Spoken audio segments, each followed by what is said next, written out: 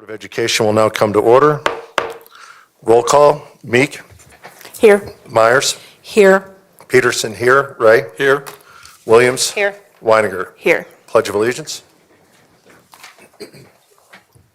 Pledge allegiance to the flag of the United States of America and to the republic for which it stands, one nation, under God, indivisible, with liberty and justice for all.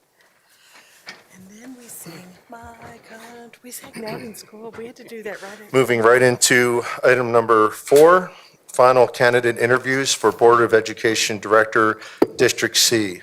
Applications to fill a vacant Board of Education Director position for District C were accepted during the period beginning June 7, 2023 at 8 a.m.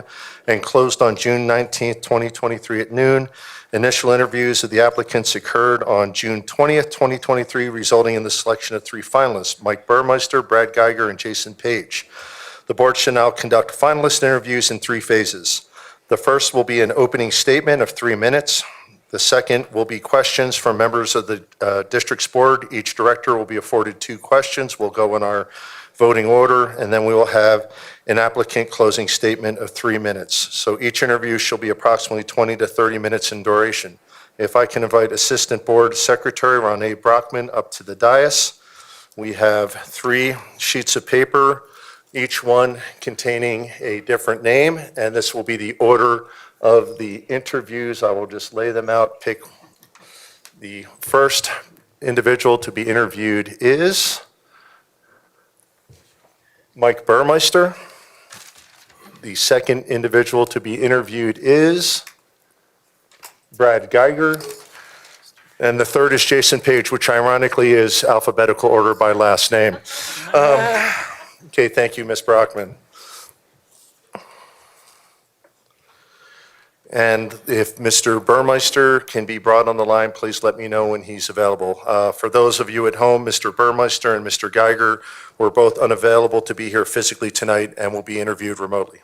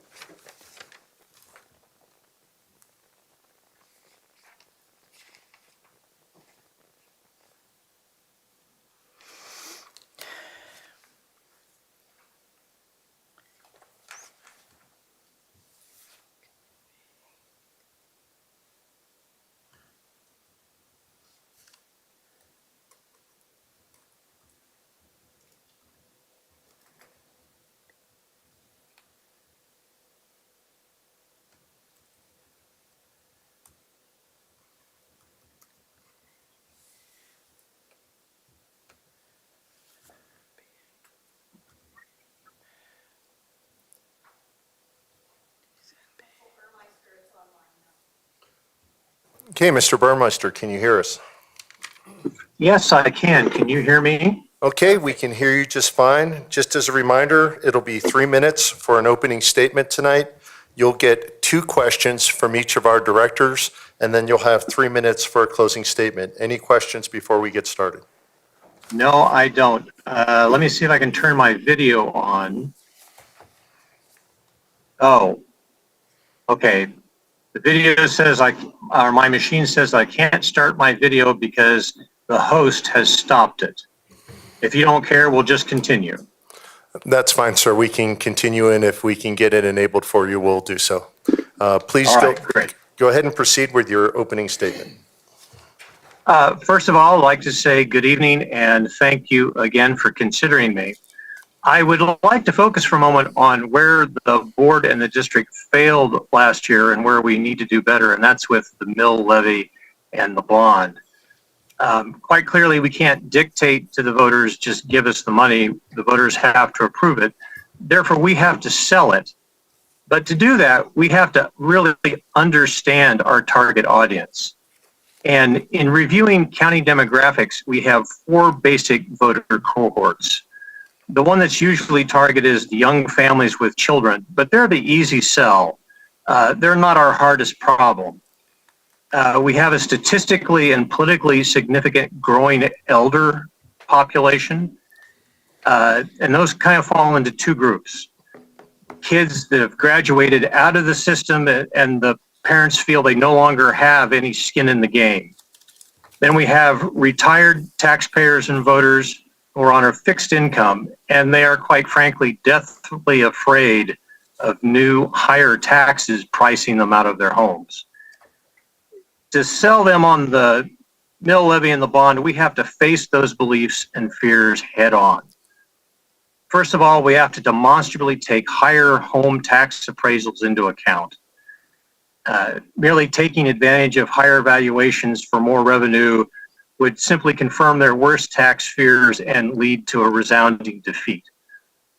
I would like to suggest that what we need to do is set the rate to bring in approximately the same revenue as the last time the mill levy was approved, plus some additional funding for the extra programs we have, and then adjusted for inflation.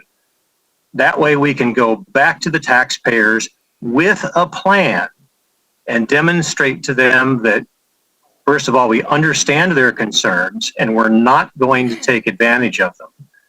And then be able to show them what we've done, show them the money, so to speak, and that we're not going to tax them out of their homes.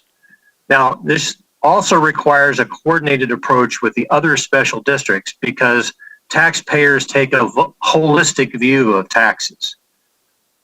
Secondly, the second component, which I think is where we had the problems last time, is we have to make sure that there's a public understanding that this is not just a tax, but an investment. An investment that is going to pay taxpayers tangible and intangible benefits, both in the short and the long term. Now, there are 2 possible outcomes. Either the mill levy passes or the mill levy fails, each with distinct consequences and impacts. A mill levy failure will adversely affect students' ability to effectively compete in the new economy. An impacted ability to compete means they're going to be accepting lower paying, possibly minimum wage jobs and staying locally. Lower earnings means lower tax revenues that are going to be collected by the county and the districts. And the price of government is not going to be going down. That means that the older cohorts will have to make up any shortfall. And this will have a similar impact on Social Security. All you have to do is just do the math. So essentially, we have to demonstrate to the voters that a vote against the mill levy is a vote for sustained higher taxes on our older cohorts in the future. Conversely, passing the mill levy now is an investment in current students. It's going to statistically increase their earnings potential, allowing them to shoulder a greater portion of the future tax and Social Security burden, thereby relieving future tax pressure on our older cohorts. And it will likewise enable Social Security to help keep the system solvent. That's my 2 cents. I have a little bit to say more on my closing. I recognize that my time is just about up. So what are your questions for me? Okay, thank you, Mr. Burmeister. We will start with Director Meeks' first question. Hi, Director Meeks. Hi, Director Burmeister. Thank you. And honestly, your opening comment aligns with what my question is. So multiple candidates last week, they mentioned the concern or challenge the district has with over and under utilization of our school buildings. So I'd like to dig a little deeper on this theme and ask a follow-up question. So as a board member, you gave a lot of ideas right there, which are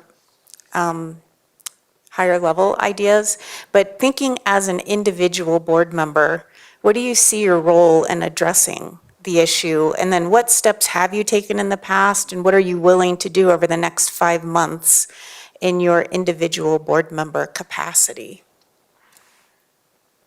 Let me see if I can focus your question a little bit. Do you mean in regards to infrastructure utilization or on the board or on the question of the mill levy and bond itself?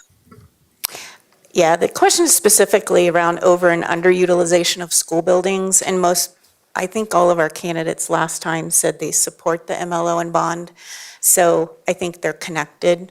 But what I'm asking is, what do you see as your role in addressing that over and underutilization issue that the district has with capacity?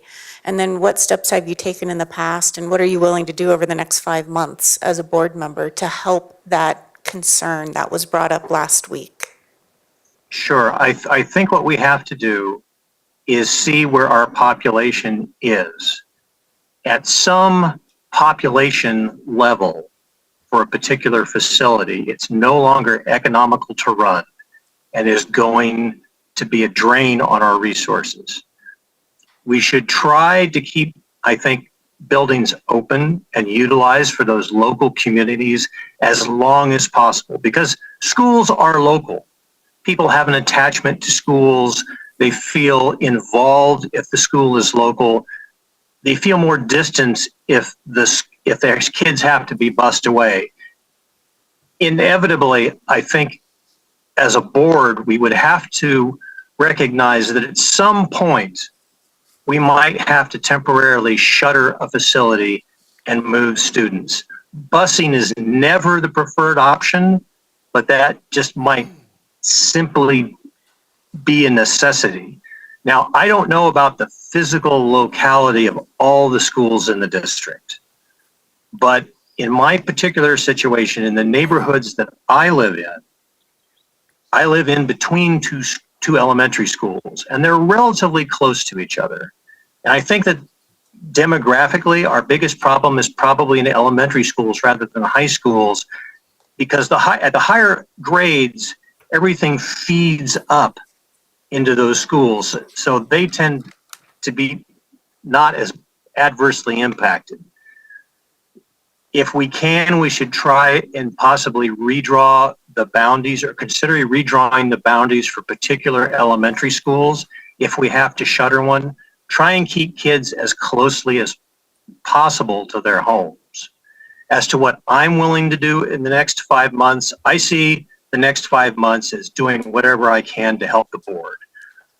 I think the board needs to, and I would be willing as a board member, if I am appointed, to go out, and even if I'm not appointed, I would be willing to go out into the community and speak to parents at schools. I think we should get in connection with the PTAs and see what we can do, first to keep schools open, but if we do have to shutter a school, we need to be upfront with the parents, give them adequate warning and lead time because it's going to impact them, and try and move populations in as large a groups as possible and keep the families informed. So as a board member, I would see it as one of my roles to go out into the community and speak to parents at schools, whether it's a PTA member or, a PTA meeting or a special meeting, solely for the purpose to inform parents and older students, if need be, what we're doing, why, and also to gain their input. Probably before we make those decisions, we should be having meetings like that and having reach out into the community as well. Does that address your questions? Did I miss something? No, yes, thank you. Thank you very Okay. much. Okay, Director Myers, your first question.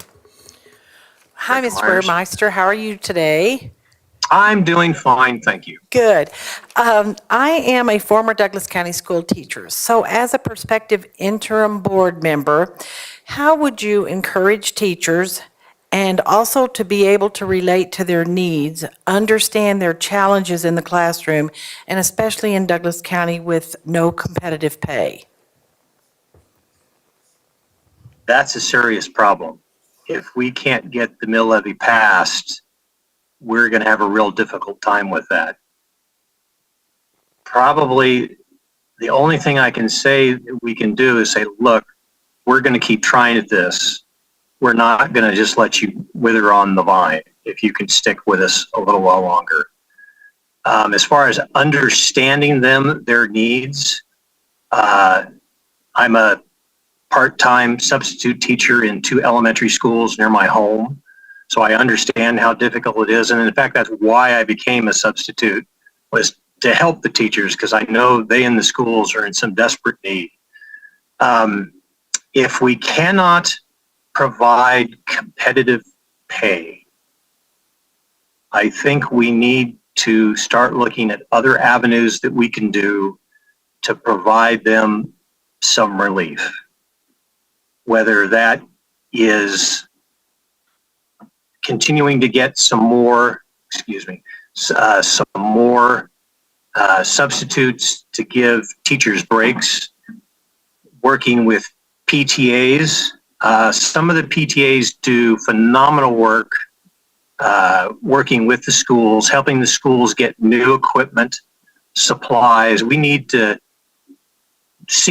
possibly look into what we can do to help PTAs help the schools and help the teachers. Let's try and branch out and try and find other avenues like that where we can help teachers. If we have not already polled schools to see what their relationship is with PTAs and tried to see what some of the good work the PTAs are doing, we should do that, because we might find that some of the PTAs are ahead of us a little bit in providing support to schools and teachers. So we're going to have to start thinking more and more out of the box. I hope that addresses your question. Good, thank you. Hi, Mr. Burmeister. Question for you is that we have a diverse group of 3 finalists with different professional, personal, and volunteer backgrounds that include military service, acting as a litigator, service on DCSD board committees, service on the Board of Education for one of our district authorized charters, experience teaching, substitute teaching, etc. Why would your specific skills, knowledge, experience, and perspectives be a better fit for this board over your 2 competitors? Well, first of all, I want to say that Mr. Page and Mr. Geiger are eminently qualified by their experience within the system for this position.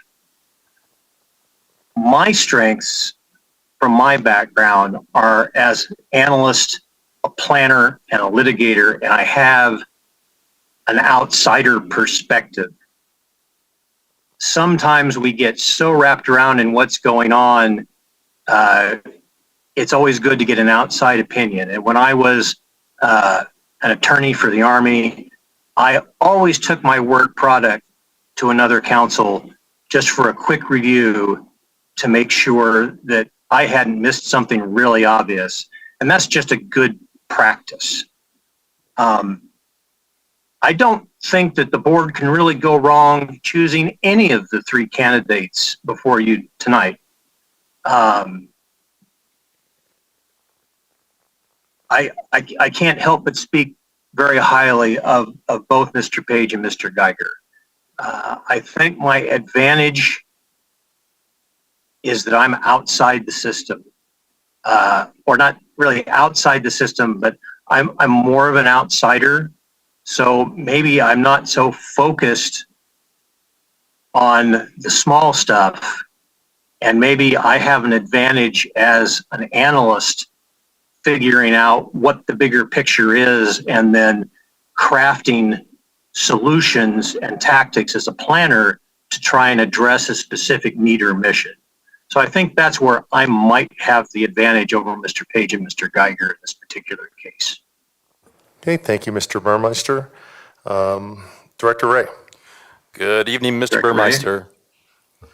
Good evening. As you may know, this board has been embroiled in multiple controversies over the past year and a half.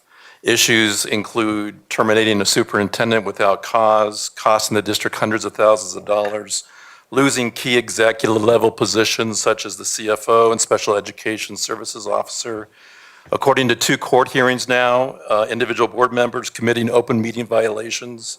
As you spoke to, the devastating defeat of an MLO bond ballot initiative, the resignation of a longtime board director due to her concerns about acts of racism, anti-Semitism, homophobic and transphobic behavior, unlawful board actions, and the thousands of dollars being spent on litigation defending violations in open meetings law. Unilaterally changing district policies without consulting experts or practitioners, the recent passing of a policy that poses a potential threat to our students who identify as transgender and placing our educators in vulnerable positions, severing trust with one of our board committees by passing a policy without honoring their recommendations and not adhering to statutory requirements, and repeated violations to the board governance policy, specifically with regards to individually directing the superintendent and exercising individual authority over the district. Please react and reflect on any of these controversial actions and then explain what you would do to restore community trust and overcome the damage that these actions have caused our district. Well, overcoming some of these problems, I think, is absolutely critical. I guess the 2 things I want to focus on are, 1, transparency is absolutely critical to gaining and maintaining trust. You can't govern out of a black box because you're not going to have trust. So transparency is critical. Secondly, we have to understand that unlike politicians, we are not here as members of a board or any of the committees that are supporting the board to represent solely a particular constituency, a particular point of view, a particular side in any argument. We are here to represent and take care of students and the teachers who teach them. That is our task. And we represent, and it's our job to take care of all students and all teachers. We have to maintain civility. If we start to be uncivil towards each other, we're going to lose, we're going to look foolish, we're going to lose trust in one side and or another or all of them.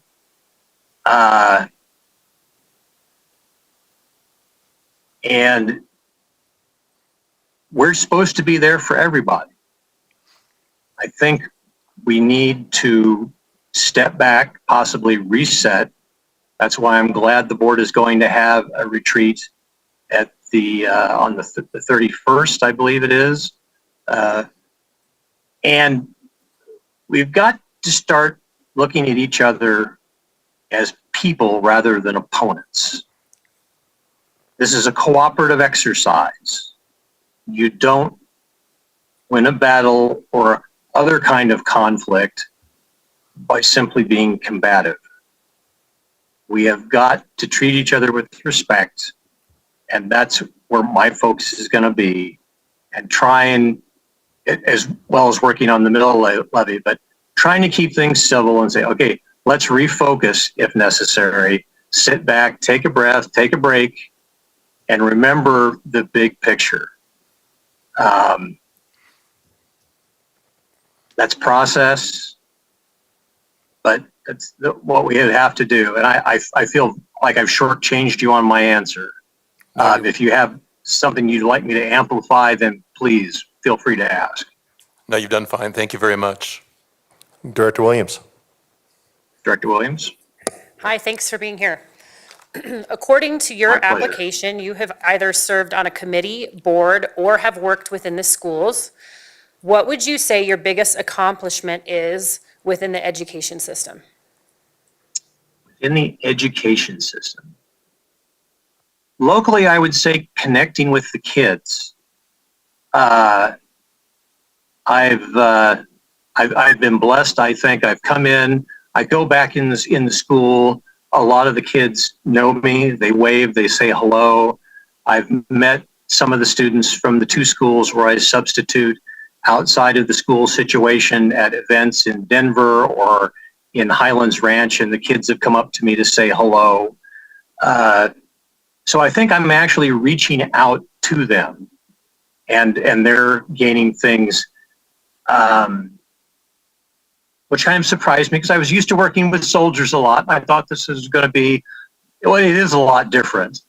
But I think my ability to connect is one of the things I'm happiest with. And I think I'm actually making a difference with the students as a substitute. Thank you. Director Weiniger. Director Weiniger? Hello. Tell me about a recent presentation from staff at a board meeting that left an impression on you.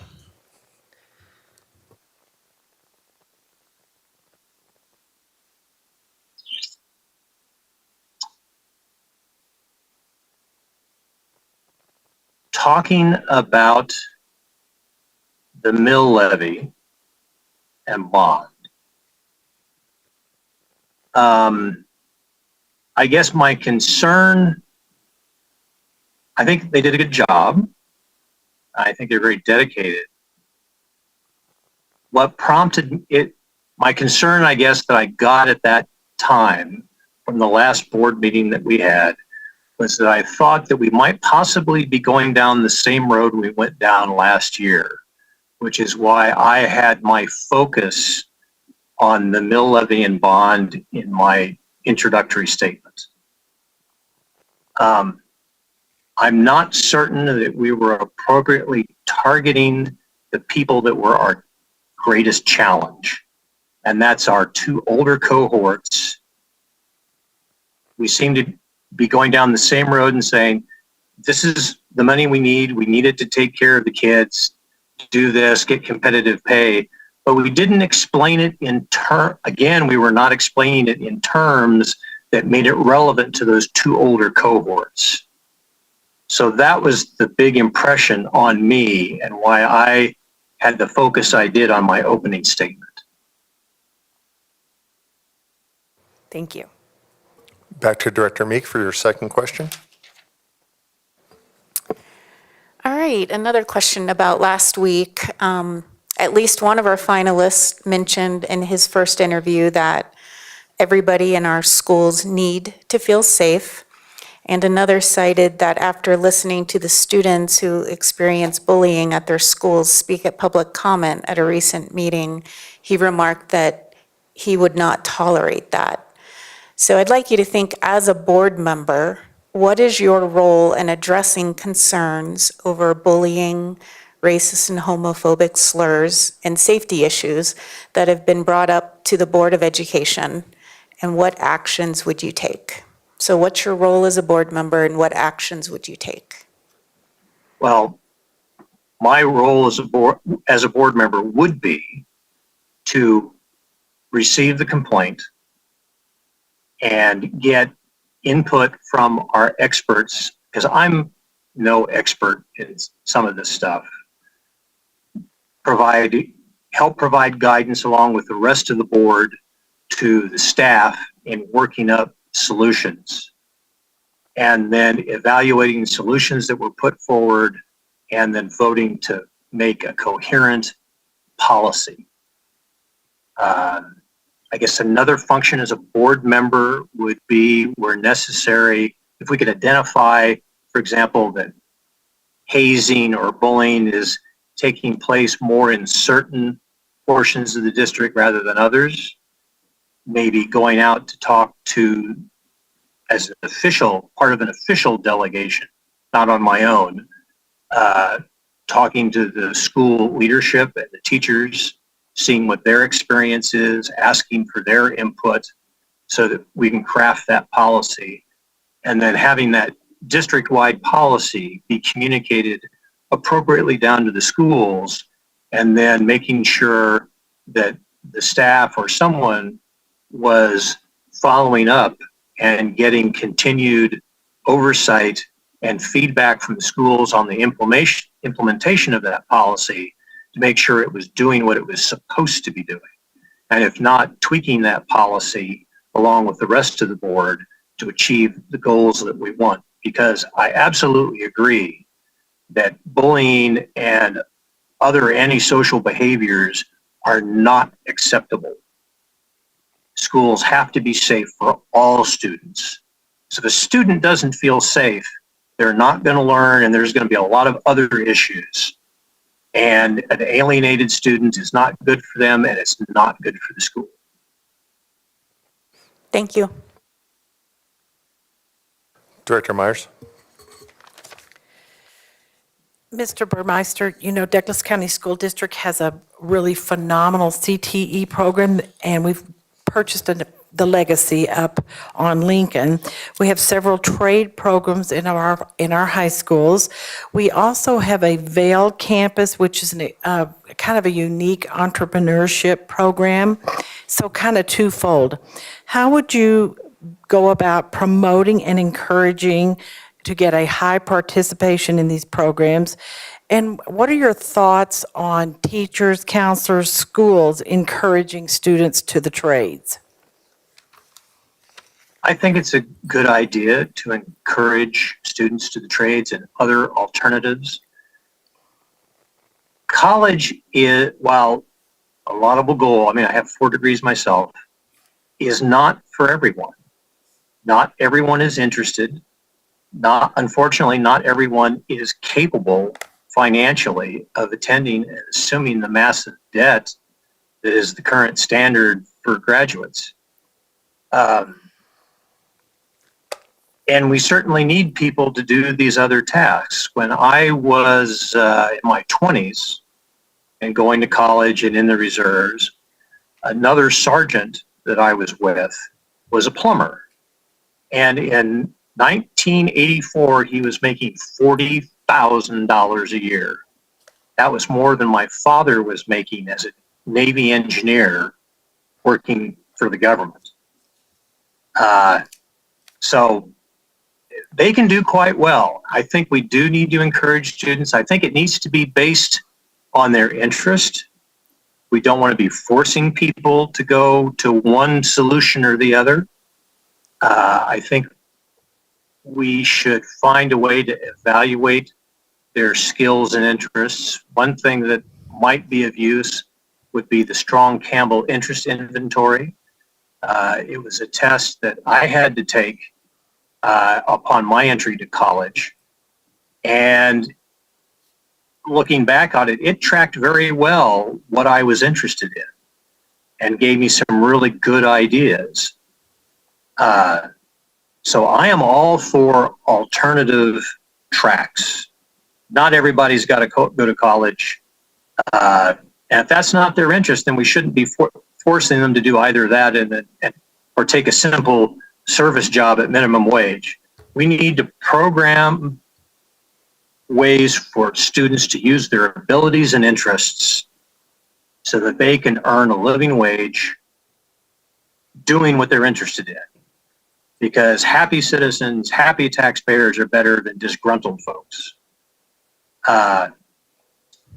We need to make sure, if we're going to be having our teachers and our counselors make suggestions to students, that the teachers and counselors are fully aware of these programs, that they've been briefed and trained themselves and in what's available, and certainly understand something like the Strong Campbell Interest Inventory, so that they can counsel students after the students take that if we decide to go that route.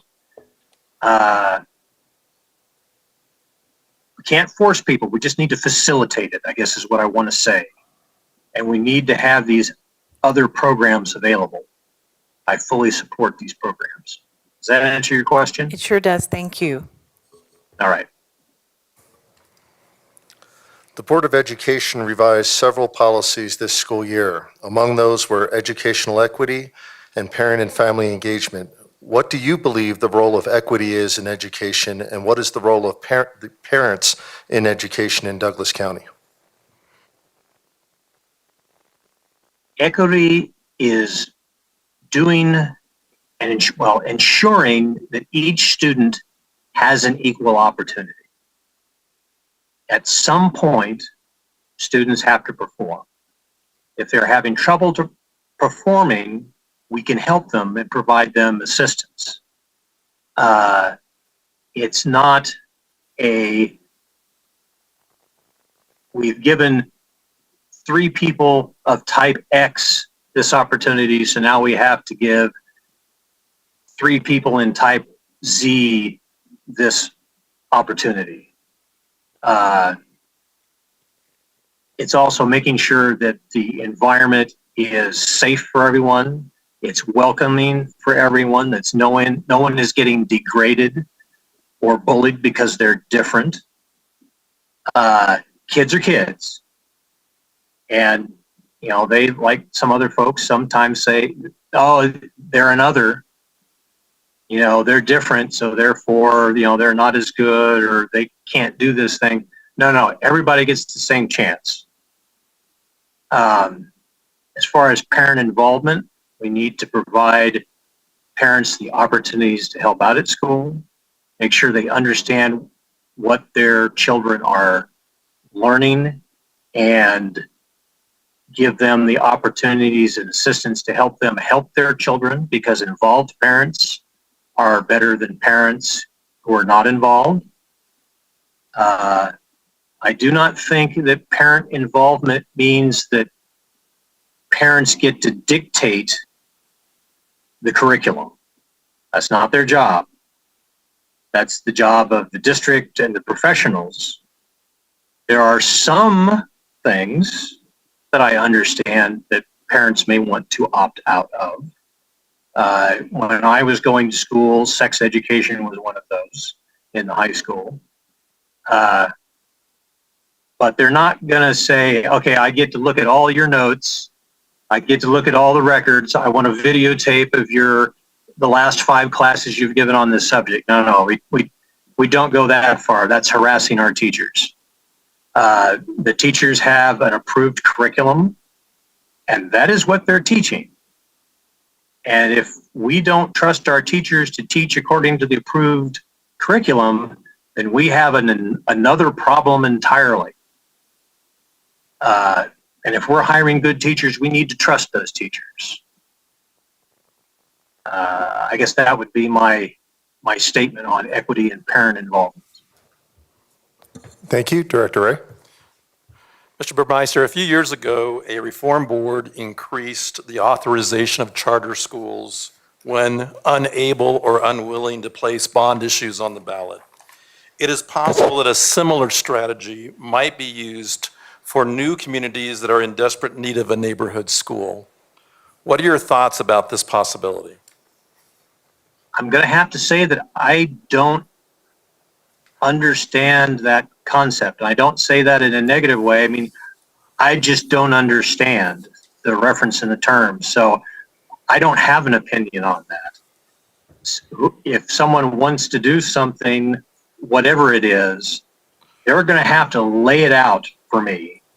And then I'm going to have to make an evaluation in my best judgment, whether that is good for the school individually and the district as a whole. What I do not think we should be doing is providing special benefits to particular schools at the cost to the district as a whole. Personally, I do not approve of, for example, educational vouchers, because I believe those take money from the school district itself and provide it to private educational institutions. If someone wants to take their kid to a private educational institution, that's their call, but they got to pay for it. Our money should reside and stay in the district. and stay for our district schools, teachers, and students. That's the best I can do because I'm not familiar with with what you were talking about. Very good, thank you. Director Williams? So actually, if you can give me another couple minutes, because all you people have stolen my questions. So if we can give it to Director Weiniger while I think of something else, that would be great. We'll skip to Director Weiniger, and we'll maintain that order for the other two candidates. Go ahead, Director Weiniger. What and or who motivates your decision-making?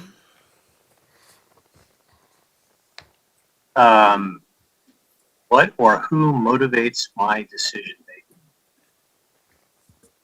It depends on the topic. In this particular case, if we're talking about the school board and the district, what's good for the students, what's good for the teachers, and to make sure the system works. I believe in fairness. I believe in a level playing field. I believe in helping people that need help. I want the system to succeed, because if the system fails, we're going to be in a lot worse shape farther down the road. We need to think not just short term and our own personal interests, but long term and for the community as a whole. I would like to think I have a history of doing that. There was one time as a first lieutenant in the Army, I was given an order, and I evaluated that order and I refused it on the grounds that it would imperil my personnel unnecessarily, and that I believed it was in the end an illegal order. I took a lot of heat for that.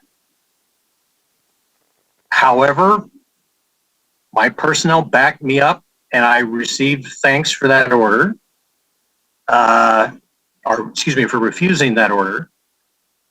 And I got yelled at for a better part of 48 hours before a more senior officer came along and said, no, I think the lieutenant's right.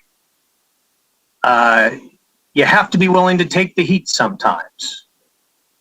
And I'm willing to take the heat to do what's right.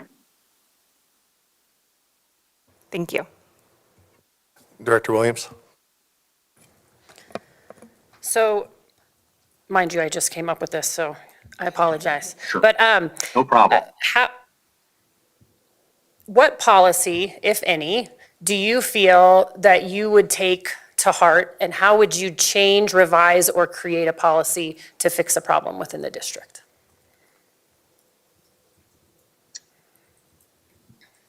Well, that's kind of two questions. Okay, let me re-ask that. Let me see if I can address it. Okay, Policies in general that focus on fairness and helping everybody, those I take to heart because I seriously believe in that. As far as crafting a policy to fix a situation, I think there's standard things that you have to do. First, you have to define the problem and figure out what part of the problem you can address, what's in your purview, and what is elsewhere. Come up with a concept in consultation with others, your peers, your seniors, but also your subordinates, getting input and trying to brainstorm and work together to come up with a solution to the problem. Most problems, unless they're small, like we tell the kids in school, either a mouse problem or a dog problem, are probably going to be problems where you yourself are not going to be able to set a policy or a decision and take action on your own. We're going to have to involve other jurisdictions, other bodies, whether that's obtaining aid and assistance from the state, the federal government, private groups and institutions, you're going to have to coordinate with somebody. Because you have to make sure that you're not going to create other problems and then get stopped dead when you're halfway through with your perfect solution that suddenly doesn't work. And you've got to communicate with all the stakeholders, which includes, in our particular case, the students and the teachers. Don't go too fast on setting policies. Something may come back and bite you through an unintended consequence. So you should also war game things out, if you will, play the devil's advocate, because the rule, if you make a rule to discriminate against someone today, someone else may come along later and use that very same rule to discriminate against you. So coordinate, and make sure that everything's fair when you craft that final policy solution to your problem, and then work to get it done. Because if you just come up with a solution and you don't work at it, then you're not going to go anywhere. I hope that answers your question. It does, thank you. Okay, Mr. Burmeister, 3 minutes for a closing statement. Okay, I won't take that much time. Like I said, each of the three candidates is certainly the other two are eminently qualified. And you're right, we've got different backgrounds, qualifications, skills, but I don't think the board can go wrong with choosing any one of the three of us. And the great thing is that all three of us are involved and we're invested. So you're not going to lose the other two people just because you choose one of us. You're in a very enviable situation. I think the question that the board needs to ask itself this evening, after hearing from all three of the candidates, is what does the board need on the board now and for the next 5 months? Because this is a short-term position for whoever you pick tonight. The voters are going to choose someone in November, and then that's going to be that, and we'll deal with that when it comes. Regardless of how you answer that question and who you ultimately choose, I hope you will allow me the opportunity to contribute to the mill levy issue and bond. I have some ideas. I gave you a rough outline at the beginning. Whether I do that as a member of the board or just a volunteer helping with something, I don't care. Because all I'm going to do is help. You can either have me 5 months on the board and I'm teaching, or you pick someone else, and then if you'll let me, I'll work on the mill levy issue, to include going out into public and speaking, because I have some ideas on that where I think we can make some headway. So thank you for your time and your consideration. And I hope to be working with you in one capacity or another over the next 5 months and beyond. Thank you. Okay, thank you, Mr. Burmeister. Oh, I have one question. Do you want me to log off for the other candidates, or can I stay on? Please. Is that going to work? Please log off, and you can rejoin if you go to the Board of Education website. There is a link there where you can watch the meeting live. Just so we don't wind up with anybody stepping on anybody else answering a question. So yeah, I don't want to mess anything up. Everybody gets their own chance. Thank you very much, and have a good evening, and I'll talk to you later. Bye-bye. Okay. Thank you, Mr. Burmeister. And do we have Mr. Geiger online?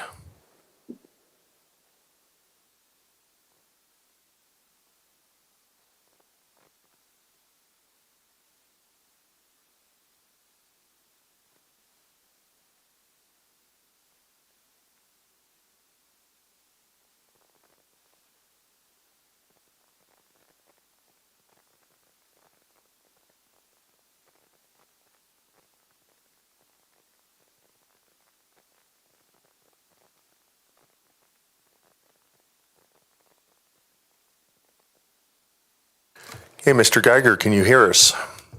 Yes, I can. Good afternoon. Good afternoon. You got 10 more minutes to evening, so we'll give you that. And, It's 12:15 here, so. yeah, well, thank you for joining us. Yes, thank you for joining us this evening. And by 12:15, I assume you mean the AM hours. That is correct. Okay, excellent. Just as a recap, we did a random draw at the beginning. You drew second. We just completed an interview with Mr. Burmeister, and Mr. Page, who is physically in attendance but not currently in the room, will go last. For this evening, we will have opening statements of approximately 3 minutes. You will get 2 questions from each board director going in voting order with a little flop up at the end. And then you will also have 3 minutes for a closing statement. Any questions before we begin? Seems very clear. Thank you for letting me be here tonight. Okay, please go ahead with your opening statement. Thank you again. I was thinking a lot this week about communities in our schools. As you know, we had a tragedy in my community, in Highlands Ranch. While the tornado fortunately didn't harm any humans, I was struck by how even a relatively minor one impacts our community and impacts our schools. We know that Northridge has been damaged. I was told that the principal of Cougar Run next to my school first went there to help with the kids there at Cougar Club and then wielded a chainsaw to get the trees out of her parking lot and off her building. I've always believed and continue to believe that our schools are a key part of the community, part of what holds us together, part of what builds that rapport that makes it work. Within hours of the tornado passing, neighbors, friends, teachers, parents were all out trying to mitigate the damage. I also know that our brilliant staff was out there working to try to figure out how we were going to make Northridge work, and Cougar Run, and the other schools that were damaged, because 60-some thousand kids rely on us every single day to make that work. Our schools are centers for everything that happens in our communities. And even in the summer, they're taking care of schools, they're hosting events. It is vital that those schools be well led. We are fortunate that most of our issues are not dropped from the sky on a June afternoon. They can be dealt with, they can be planned for.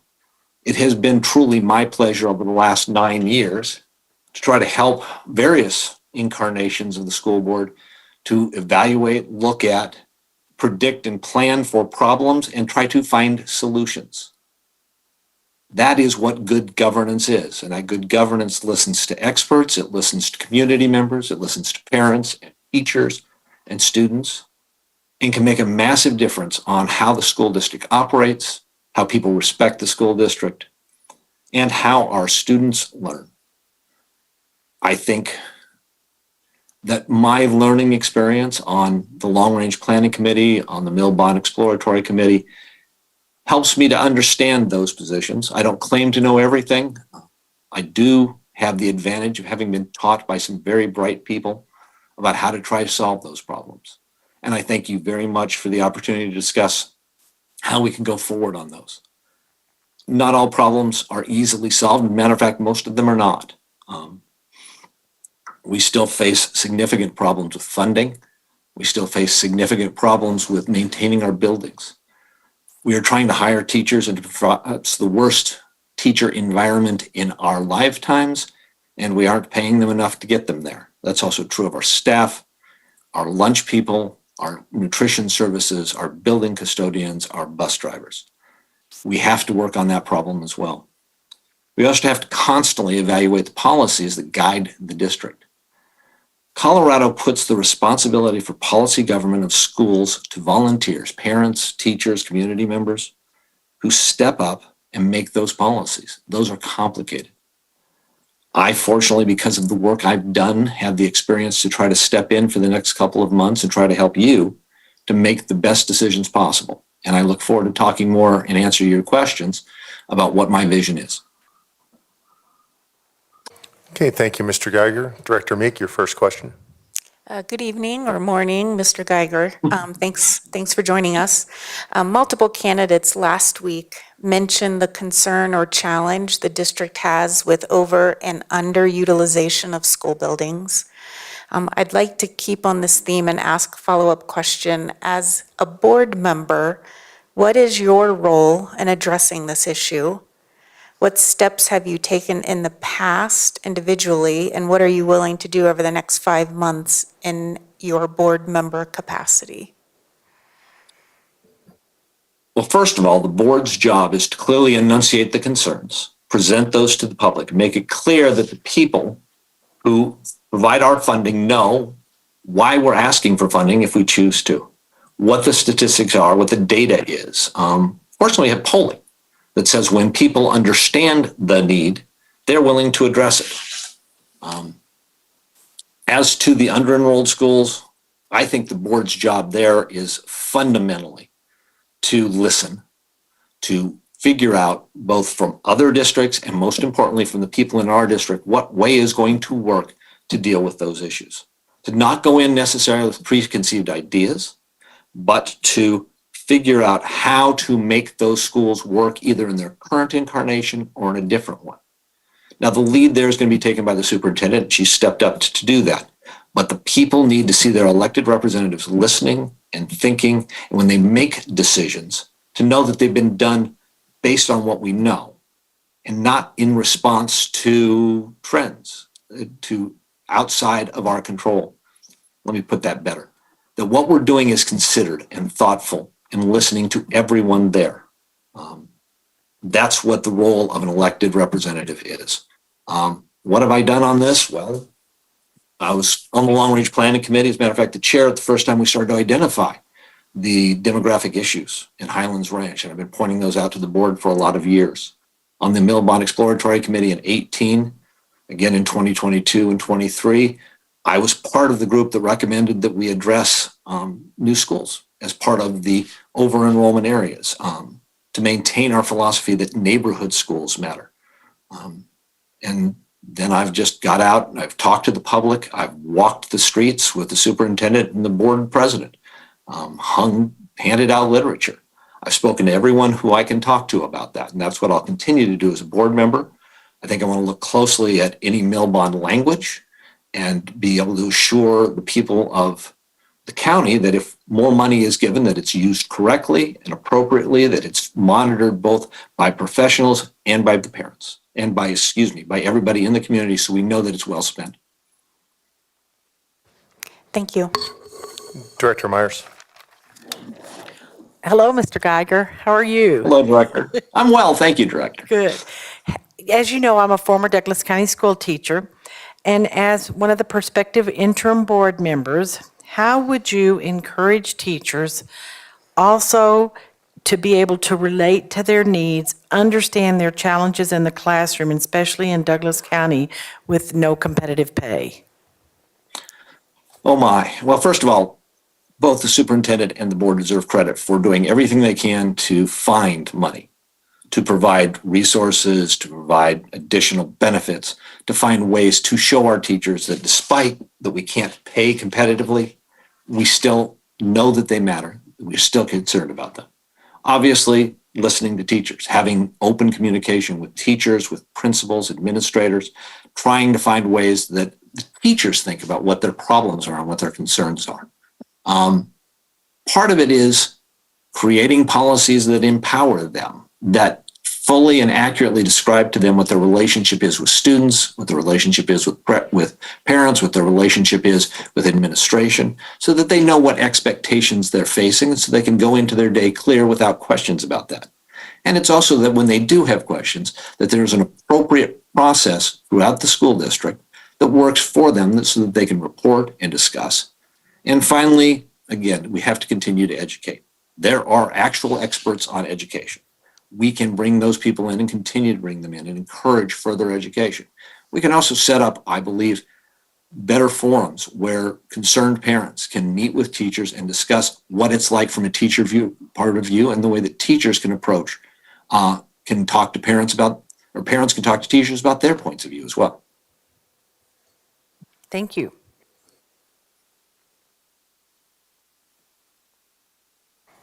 Good evening, Mr. Geiger.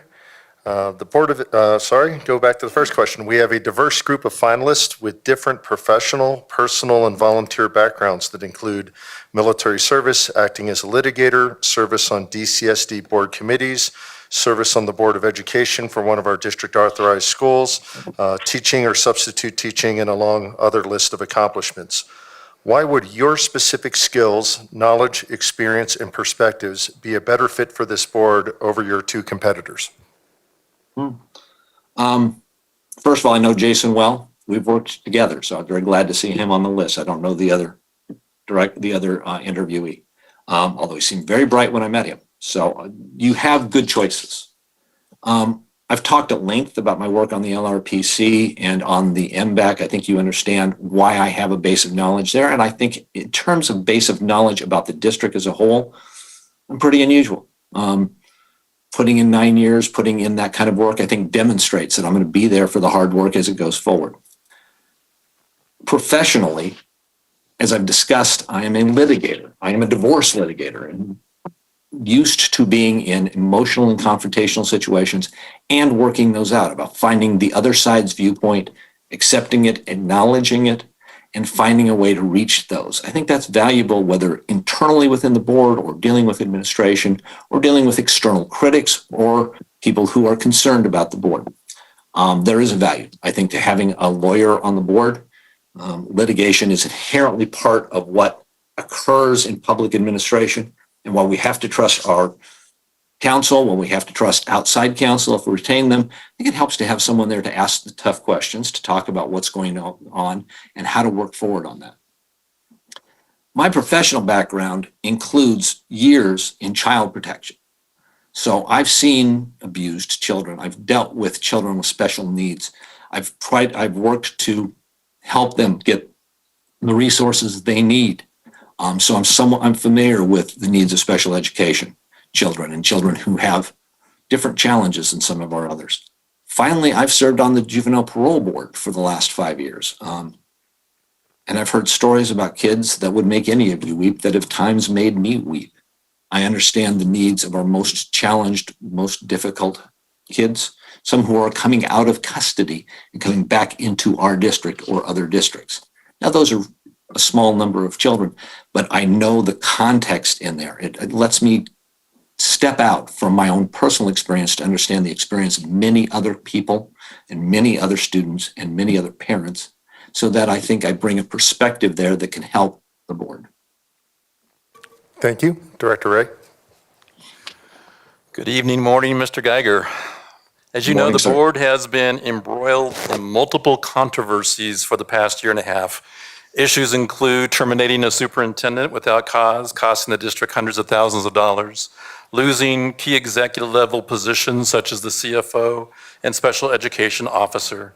According to 2 court rulings, individual board members committing open meeting violations, the devastating defeat of a MLO bond ballot initiative, the resignation of a longtime board director due to her concerns about acts of racism, anti-Semitism, homophobic and transphobic behavior, unlawful board actions, and the thousands of dollars being spent on litigation defending violations of open meetings law.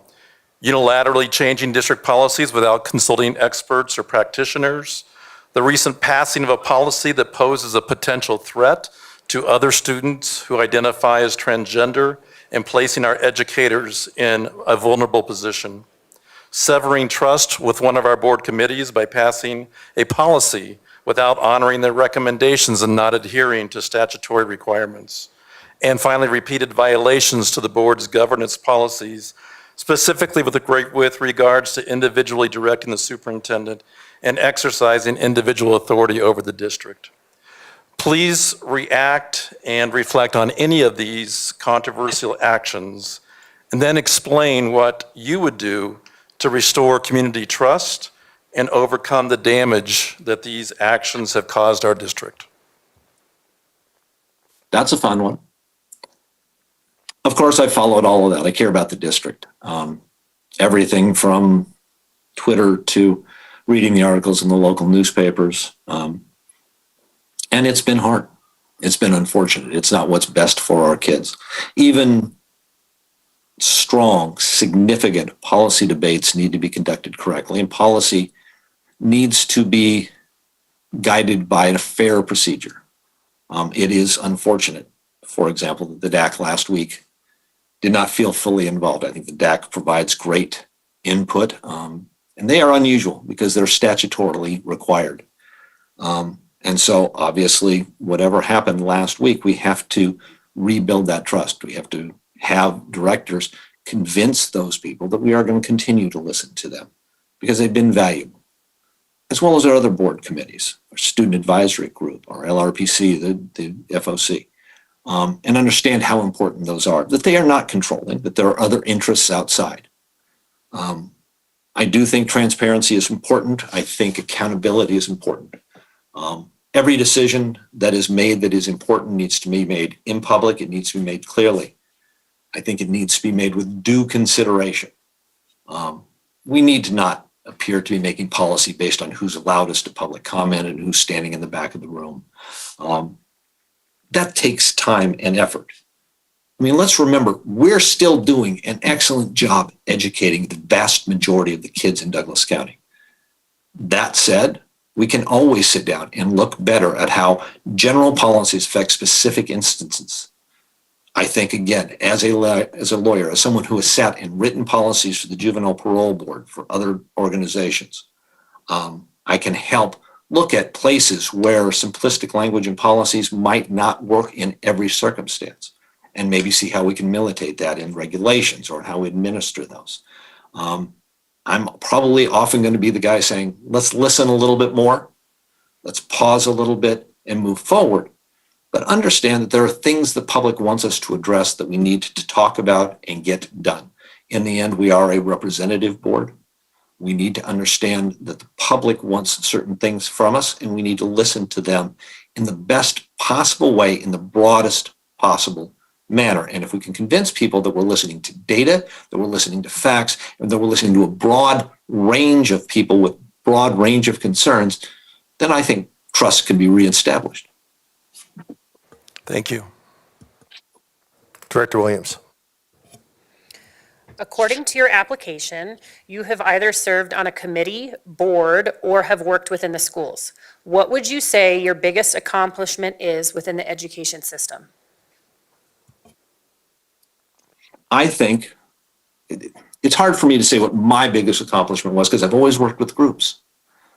But the work that LRPC did leading up to the 2018 bond, the work that the Mill Bond Committee did leading up to the 2018 bond, the work that I helped with in the district and the staff and the administration to promote and talk about how that mill bond mattered to the district, and then to see that pass, to see the people understand that, to see the people accept the need and choose to meet it. Yes, I'm very, very, very proud of that. But little things. Recently, the agreement with Lehman Academy, where they negotiated with the district to provide site-based special education in their building, in part in exchange for getting district land. Little things like that, being part of those kinds of discussions, being help lead those and being able to recommend those to the board. I'm very satisfied with those as well. And finally, although one could say the master capital plan is a bit lengthy, perhaps a bit in-depth, as a committee of nerds, I think LRPC is very glad that that provides a one-stop shop for a lot of the needs for our district. And I was part of making those decisions to make that more detailed, to address it in other issues. Thank you. Director Weiniger. Tell me about a recent presentation from staff at a board meeting that left an impression on you. Oh. It would have to be the modification of the bonus and pays and benefits that were approved after we failed, after the bond and mill failed. The creativity in that, the fact that it was absolutely clear that the administration wanted to solve this problem and they were going to do everything they can given the limited resources. There was a vast amount of work that went into that, and I knew just enough about how bad the issues were to know that that was an incredibly creative solution. I was truly moved by that. And honestly, I was moved by the fact that I've talked to teachers who felt that that was a demonstration that the district continued to care for them. Thank you. Director Meek, your second question. Mr. Geiger, at least one of our finalists in our interviews last week said everybody in our schools need to feel safe. Another candidate cited that after listening to the students who experienced bullying at their schools speak at public comment at a recent meeting, he remarked that he would not tolerate that. As a board member, what is your role in addressing concerns over bullying, racist and homophobic slurs, and safety issues that have been brought up to the Board of Education recently? And what actions would you take? So as a board member, what is your role and what actions would you take? Well, I'm going to have to disagree with whoever said that. We do not live in a world where children are seen but not heard. Nor should we. Heck, I protested in 1980 in Hot Springs, South Dakota, on a policy of the school. Our students are bright. They are involved. I've attended student advisory group meetings, and I'll be working for a couple of those people in the near future. So we have to listen to them. We don't give them final decision on anything. That's not how an 18-year-old brain works.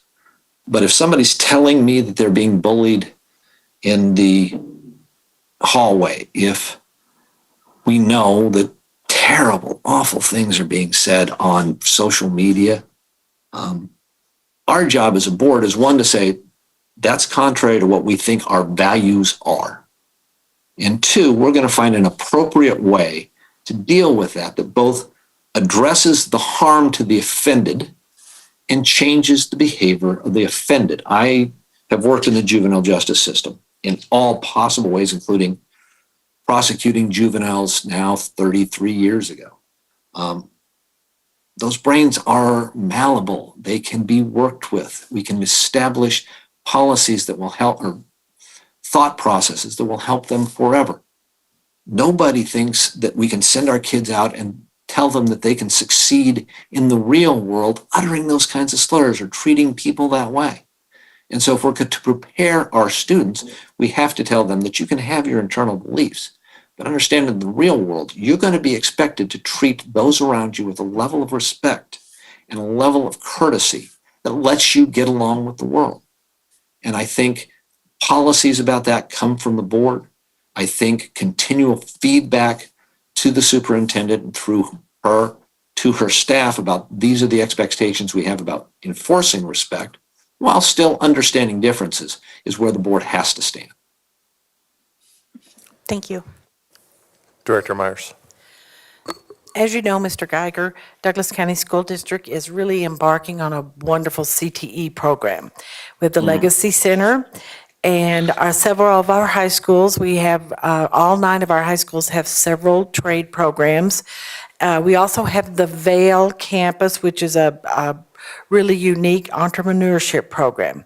So kind of a twofold question. How would you be able to promote and encourage a high participation in these programs? And what are your thoughts on teachers, counselors, schools encouraging students in the trades? Oh, I think it's incredibly valuable. And again, I was there when the board first considered buying what is now the Legacy campus. LRPC advised in favor of that. I believe I spoke to this board when, on short notice, they had to make that decision and made what, in my opinion, was the right one to build that. One of the funnest LRPC meetings we ever had was at Ponderosa in the auto show. We owe not just our kids, but our society CTE. You know, we value higher education. We value the college students. We value those who go on to impressive systems of higher learning. We also need to make it very clear that we value the people who come out and can fix a diesel engine. We value the people who can come out and build our homes. So part of that is just overcoming, I think, a long-term prejudice that didn't value those. And I think the board has done a good job over the last 5 years changing that attitude. I think we can continue to explore that with our teachers. Part of the problem is that if you're a really good diesel mechanic, it's hard for us to pay you to stop being a diesel mechanic and come teach diesel mechanics. And that, I think, is going to be a continuing challenge. We're going to have to look at how much we pay those people. We're going to have to look at including them fully in our faculty, so that they are a welcomed group, that we provide them with rewards and awards and appreciation, so that we can bring those people in. In that area in particular, cooperation with trade unions, cooperation with builders, cooperation with those in the community who have the need is absolutely vital. And I think the board serves a purpose there by getting out to chambers of commerce and builder organizations and all other kinds. I mean, those people are out there and they want to hear from us and they want to tell us what they need kids coming out of our schools to provide them. And if we send 5 kids to Harvard and 10 kids to the building trades, those are equally successful kids, and we're in a great position to serve our community. Thank you. The Board of Education revised several policies this school year. Among them were educational equity and parent and family engagement. What do you believe the role of equity is in education, and what is the role of parents in education in Douglas County? It does bother me that the word equity has become far too politicized, mostly by national groups, people looking to get some sort of political goal. Equity at its heart means we treat people the way they deserve to be treated. We don't treat people equally because everybody's needs aren't equal. Everybody's policies are, everybody's strengths aren't equal. We have to feed into those. Where there are weaknesses, we have to work on improving those. So I think equity is absolutely vital. I think having an equity policy that acknowledges that in this country, there have been times that specific groups have simply not been treated fairly and that hasn't completely been fixed. I can think, I grew up in South Dakota in the 70s. I can remember being sent home because the Indians were coming to town. So I've seen what happens when prejudice and bias leads to violence and danger on both sides. And I don't think Douglas County is going to face that, but every kid needs to feel safe. And every kid, as I said, needs to understand that respect for others in the schools is an absolute minimum. So by equity, we mean understanding specific groups have specific needs, specific individuals have specific needs, and that we're going to acknowledge those. We're never going to be cookie cutter. We're not going to say that treating everybody this way results in the right results in the outcomes that we are looking for. We can't have equity of outcome. We can have equity of opportunity to reach outcomes that work for that student. Parent engagement is vital. I mean, every piece of statistics say that engaged parents do better, make better students. And I think, that's one of the reasons our charter schools do well, is because they require a level of engagement. That's one of the challenges neighborhood schools have, is they don't get to require.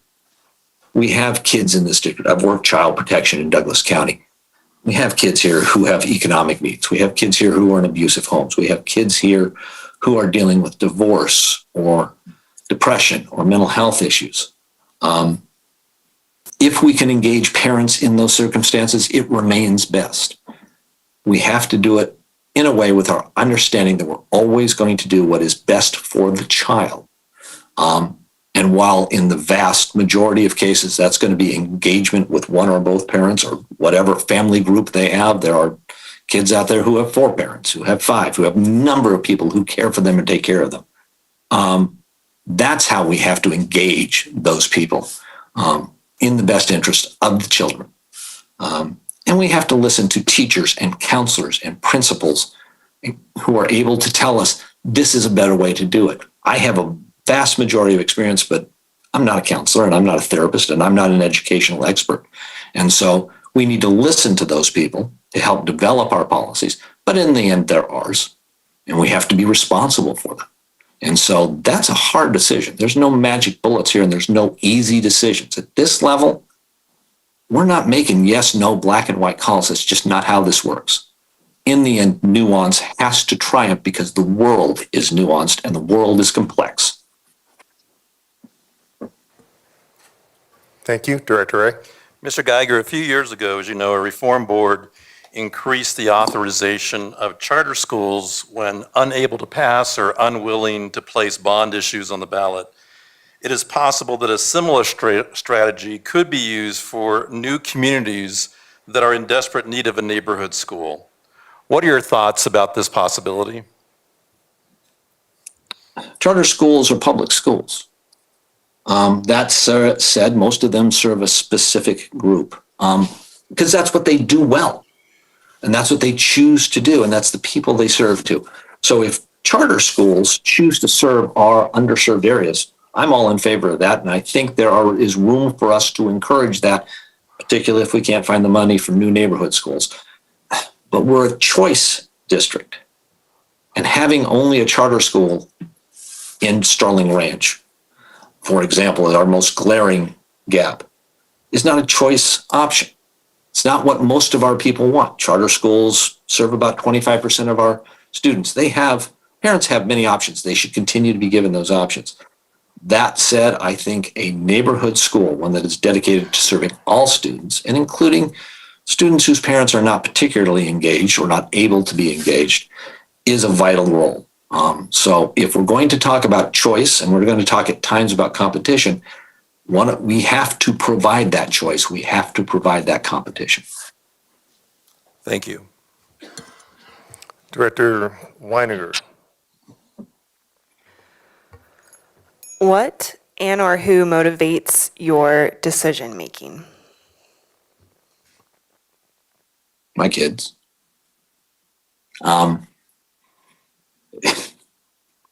My best friend, when my son was born, said, "Don't worry about having kids. It only changes every minute of your life." And they do, every minute. Now that they're more out of the house and certainly more independent, I still see everything I do in the school board as what are we doing to help people like them? Certainly those who don't have kids have a big stake in our schools, and I want to listen to them. But in the end, having had that experience that changed my every moment is probably the biggest thing in my life. And that impacts every decision I make. I'm in London because my kid's here and I want to see him in his environment. So when I make decisions about what's best, either in my capacity on the LRPC or in my capacity as a member of the Board of Education, it's going to be, this is what kids need. Not specifically my kids, because they have their own strengths and weaknesses, but this is what my concern and my care about kids leads me to think is the right thing to do. Thank you. Director Williams? What policy, if any, do you feel that you would take to heart? And the second part to that question is, and how would you change, revise, or create a policy to fix a problem within the district? We have so many policies.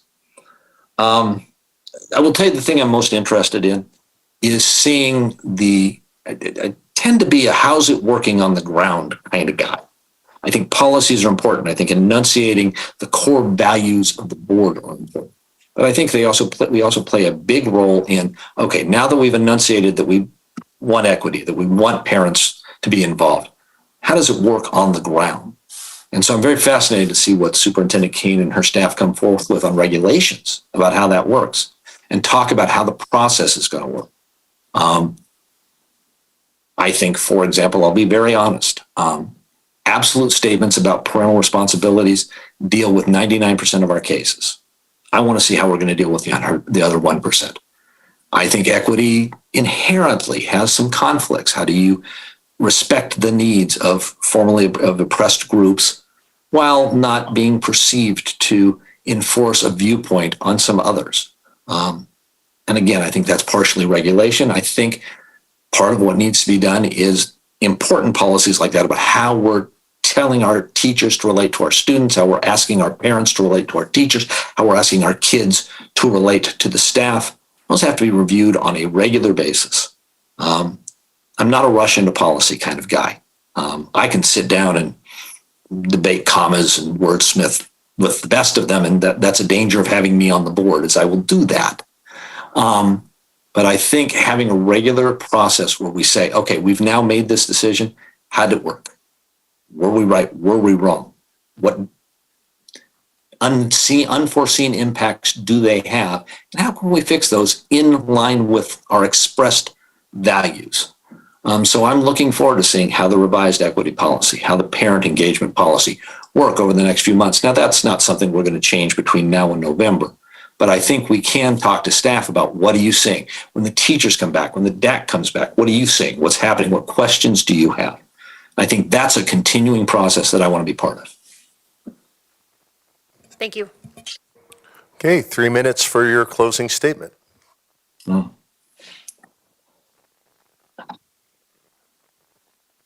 I'm concerned about the perception of Douglas County, because even to the extent that I don't think CMAS scores tell us everything we need to know, they do tell us that our kids are learning.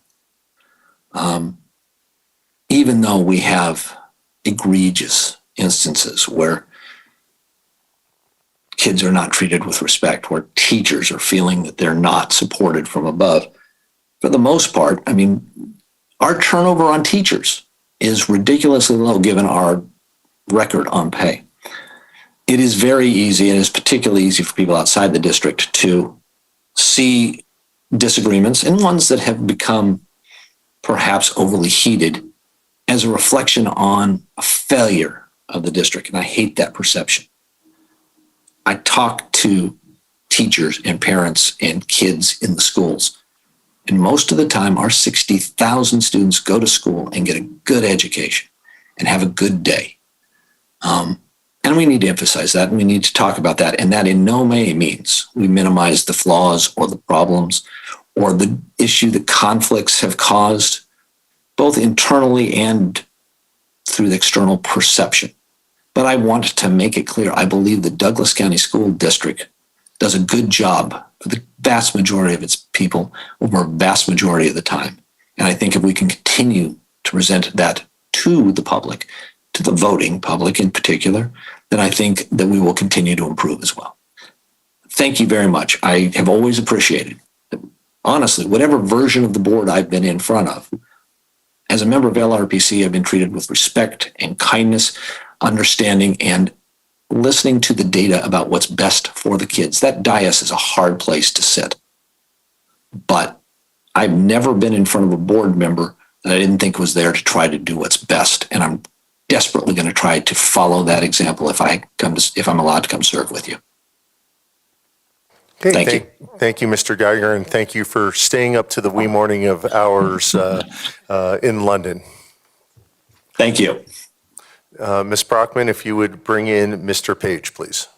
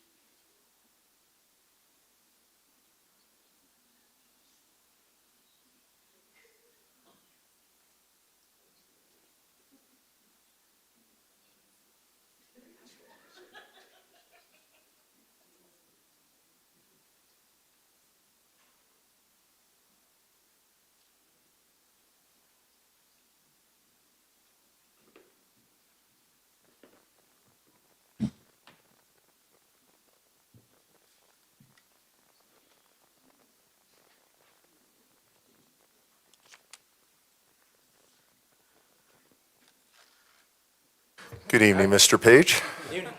You have the pleasure of being our third and final interviewee, as drawn by a lot. I think you were still in the room when that happened earlier today, and you are our first live interviewee. So same rules apply. You'll have about 3 minutes for an opening statement. You'll have 2 questions from each board member in voting sequence.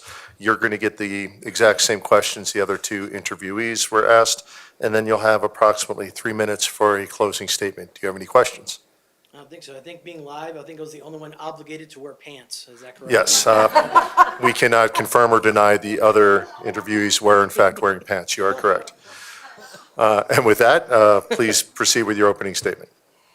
Well, good evening again, everyone, and thank you to all of you board of directors for having me back this evening. What a week it has been since we last met. Many of us living in District C experienced our first tornado. It was certainly the first time I've ever seen one or been personally impacted by that. I'm very thankful there were no fatalities and very few injuries. We will need a new roof, and to the pleasure of my wife, we will need a new paint job on our house, so we get the pink paint colors. After the storm passed, we walked out in the street and watched our neighbors come out one at a time to survey the damage, and all I heard was, "Are you okay? Are you okay?" And that just overwhelmed me with just pride of being, a citizen of this county. It was like, we care about each other, and it was really neat. I mean, chainsaws were starting within 5 minutes of this thing happening. I mean, people were moving and shaking, and it was really great. And so I think that really encouraged me to, continue on this journey to serve on this board. I want to be a part of tackling the issues at hand within the district, because our kids deserve, each one of us working together for their education. I want to mention a few things again from my last interview, since I know you spoke to quite a few people in the last week, and let you know a little bit more about me. I do bring a unique blend of experience to this role. I do have an education background. I've been a private music teacher from kindergarten through college-age students. I was a professional trombone player. I was assistant director of one of the top collegiate marching bands in the country, and when I moved here to Colorado, I actually taught jazz history at Front Range Community College. My current profession is in IT, where my primary job is problem solving and data-driven root cause analysis. And I have recent experience as a board member at a prominent district charter school, as well as service on the Douglas County Long Range Planning Committee. I believe the very experience I would bring to this board would make a great addition, especially considering the first meeting after this is our board retreat, where planning the agenda for the year will occur. It's imperative that the person that fills the seat is aware of the current challenges of the district, especially financial analysis, and I've had the benefit of being a part of that. I'm a big picture thinker, but I'm data-driven in my assessments, and I do have the heart of a teacher and a mentor. I have a passion for service in the community where I live and where my daughter goes to school. I'm excited for the opportunity to use all of this background knowledge and experience I have to make a positive impact for this school district. As stated last week, being an effective board member requires collaboration and ultimately the ability to make decisions that ensure our tax dollars are used effectively and efficiently. Students that graduate from Douglas County School District deserve to be exceptionally prepared and well-educated in order to take on whatever challenges they choose for the future. A strong academic foundation is the best gift we can give to offer our kids, and we need to continue to work together to accomplish that vision. I understand how important it is to get to the root cause of any issues holding us back from our goals, and how important it is to have diplomatic communication to address those issues. Here in the Douglas County School District, communicating our needs and goals clearly must happen, not only between board members, but also with our teachers, administrators, parents, and the broader community. I'm here because, again, there's much work to be done, and I'm willing to take on that responsibility, no matter how late into the evenings these meetings may go. And with that, I'm ready for your questions.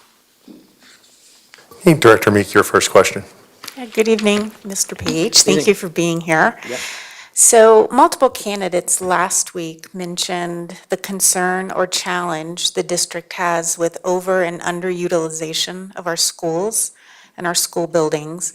I'd like to keep on this theme and ask the follow-up question. As a board member, what is your role in addressing this issue? And what steps have you taken in the past, and what are you willing to do over the next 5 months in your board member capacity?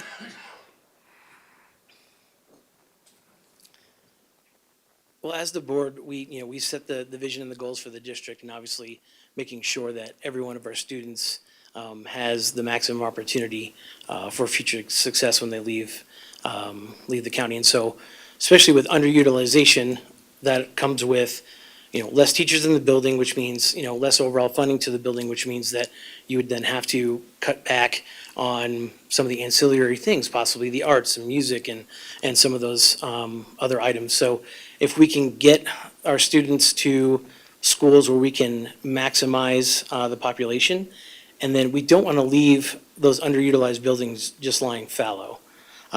Let's figure out ways to repurpose them, whether it's special education centers or workforce, type programs, or we can do public-private partnerships.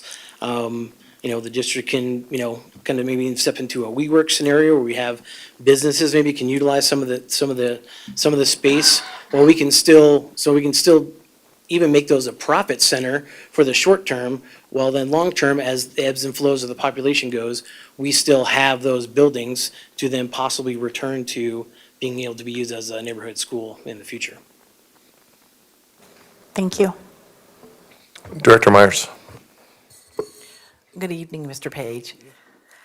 I'm a former Douglas County school teacher, and as one of the prospective interim board members, how would you go about encouraging teachers and to be able to relate to their needs, understand their challenges in the classroom, especially in Douglas County with a no competitive pay? Sure. Well, as an educator, I worked mostly outside of the classroom, being with 250 students in 100-degree heat on a blacktop surface, all of them carrying instruments around. It's akin to getting your picture of herding cats. So you're dealing with, shout out to all the marching band directors out there, you guys do a yeoman's work. Not only you have students, we have students with things that make loud noises, and you're trying to get them all to do one thing together. And that's, that was my first foray into formal teaching. I was a deer in the headlights, but seeing the ability of us as teachers to empower the students who were the leaders to then help those who were maybe new to marching band or things of that nature, and then bringing them along and then encouraging all of us to where, from a Monday at band camp to where we didn't know what was going to happen, to a Friday when you have something that this looks like, this looks like a show, and these kids are putting massive amounts of effort. Not only do we instill with them the technical necessity of how to walk, how to march, the music part of it, but it's the encouragement of, the kids that we see as leaders, to encourage them to empower, their section their people in their section, to do something that's bigger than themselves individually, that none of us could do on our own, but in partnering together, students and the teachers, to create something that we were able to go, play in front of NFL stadiums of 80,000 people. I mean, it's super intimidating, but to hear a crowd roar and know that those kids put in all that effort, as a teacher, that's like the best thing you could have. And so super, want to encourage teachers and, know that I'd stand, with them side by side as being one who's been in that role, for sure. Thank you. We have a diverse group of finalists with different professional, personal, and volunteer backgrounds that include military service, acting as litigators, service on DCSD board committees, service on a board of education for one of our district authorized schools, teaching, substitute teaching, and many more skills. Why would your specific skills, knowledge, experience, and perspectives be a better fit for this board over your two competitors? Having known Brad for a few years now, and I only met Mike last week, both their resumes are super impressive. So as men that live in our district, they're just great individuals. For me, one, I've worn all the hats. I've been on a board, I've served on committees, I've been a teacher, and I'm currently a parent. So I've worn all the hats, and I know, the different perspectives that all those bring, and I think I bring that to the table. And honestly, my job, I don't know the litigation. I've never been a lawyer. I've always been the person that just solves problems. I'm just here to find solutions and drive them to completion. And If that doesn't meet all the needs, we look again and we get creative and try to drive towards another solution. Thank you. Director Ray. Mr. Page, as you know, this board has been embroiled in multiple controversies for the past year and a half. Issues include terminating a superintendent without cause, costing the district hundreds of thousands of dollars, losing key executive level positions such as the CFO and Special Education Services Officer.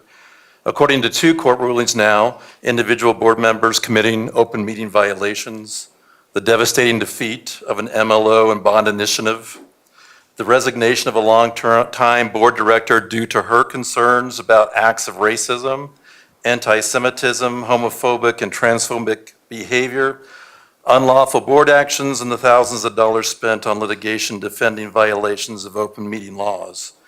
Unilaterally changing district policies without consulting experts or practitioners, the recent passing of a policy that poses a potential threat to our students who identify as transgender and placing our educators in a vulnerable position, severing trust with one of our board committees by passing a policy without honoring their recommendations and not adhering to statutory requirements, and finally, repeated violation to the board's governance policies, specifically with regards to individually directing the superintendent and exercising individual authority over the district. Please react and reflect on any of these controversial actions, and then explain what you would do to restore community trust and overcome the damage that these actions have caused our district.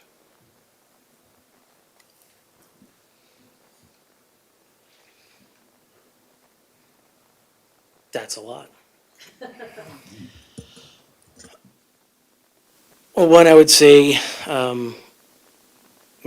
you're all still standing here, so there's, whatever happened, I'm not privy to a lot of the details, and it's not my place to make any personal judgment on anybody. At the end of the day, we act above board. The lawyers and the courts have made their decisions. Those have come down, and we still have work to do. And so having a personal opinion on any of that without really deep knowledge, I don't want to, step in any sort of, legality mess. I think at this point, what's done is done. We need to move on, and we need to do what's best for the district. And I think moving forward, we need to certainly be 100% accountable and transparent in everything we do. Yep. Director Williams.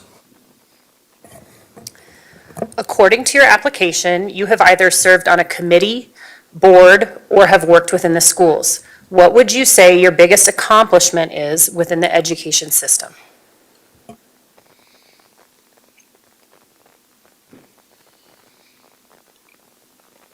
I think most recently being at Ben Franklin,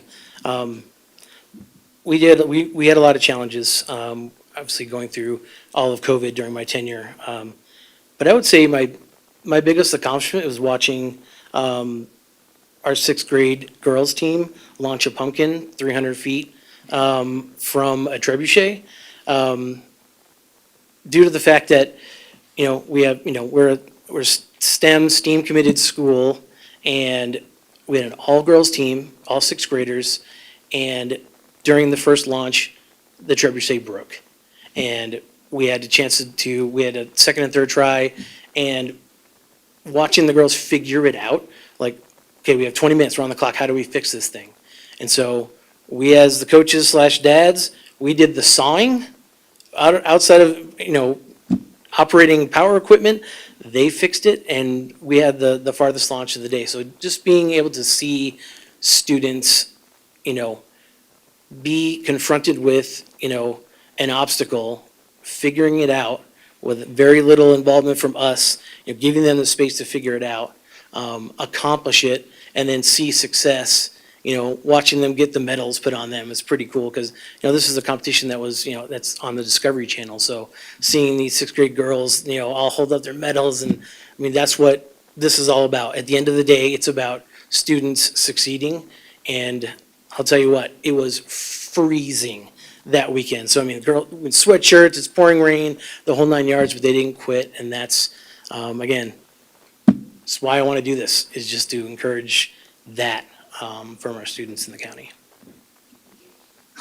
Director Weininger. Please tell me about a recent presentation from staff at a board meeting that left an impression on you. Not to say that I'm a budget guy, but Superintendent Kane, that was mind-boggling, seeing all the numbers. Even someone who's gone through an MBA, I would highly recommend the book Financial Intelligence. It's basically how to look at numbers for dummies, and I'll raise my hand as being one of those. So just very satisfied with the thoroughness and and especially dealing with the MLO and the bond, really explaining how the monies that we're collecting from our property taxes go back to the state and how those percentages work out, just for, a layman to understand that it's not just, all the money we put in Douglas County doesn't necessarily come back to Douglas County. That's an eye-opening thing, coming from a small state in New England where all the money came in local property taxes and it all went back to the local school district. It was very simple. This is a very complex thing, and I appreciate the fact that you made that at least as easy as it could be to understand. So thank you for that. Director Meek. Hello again. Okay, so last week, at least one of our finalists mentioned that everybody in our schools need to feel safe. Another cited that after listening to the students who experience bullying at their schools speak at public comment at a recent meeting, he remarked that he would not tolerate that. So as a board member, what is your role in addressing concerns over bullying, racist and homophobic slurs, and safety issues that have been brought forward to the Board of Education, and what actions would you take? So addressing the safety issue, one, I think that our children deserve the same as our federal government officials and athletes and entertainers. We need an armed protector at our schools, and I'm pro SRO, and I think what we're moving towards in terms of trying to fund that, to have a one-to-one school to SRO to address those needs, I think is fundamental. And then secondly, it doesn't matter what, you can fall on either side of many issues in terms of what you believe, and I have my own personal beliefs, but in terms of human worth and human dignity as human beings, yeah, I'm not here to tolerate any sort of bigotry, hatred. You can have a difference of opinion. That doesn't mean you have to hate the person because they think differently than you, or they might dress differently than you, or, maybe not speak English as good as you, or any number of things. We treat each other as human beings, and we all have our struggles that we have to deal with, and I think just having more compassion in general, person to person, is something that, from a policy perspective, I think we can continue to drive forward. But yeah, and I think from a discipline perspective, I think we maybe need to be a little bit more forthright in consequences for things like bullying, and calling people names that are just completely inappropriate. Director Myers. Well, as you know, Douglas County School District has a pretty phenomenal CTE program, Career Tech Ed.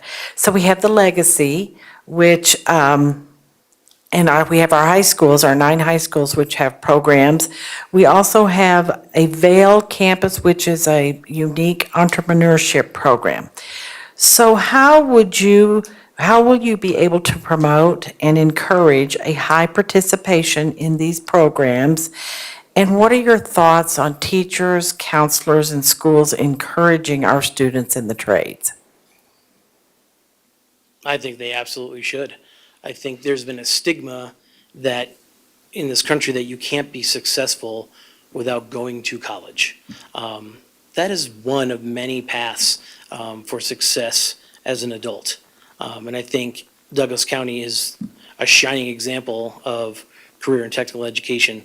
And I know one of the things that we have out in the Legacy campus is a 30,000-foot, blank slate where we still need to fit HVAC and welding and electrician, programs that funding an MLO and bond would help to cap off that Legacy campus and drive even more kids doing that. They want to see that what they're doing is actually going to happen in the real world, and that means that having the facilities that mimic the real world. And I think we can do that for sure with the Legacy campus and all the other programs we have, from firefighting to culinary at all our different schools, for sure. Thank you.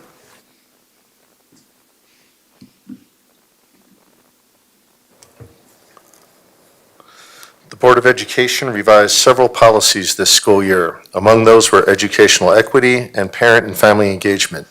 What do you believe the role of equity is in education, and what is the role of parents in education in Douglas County?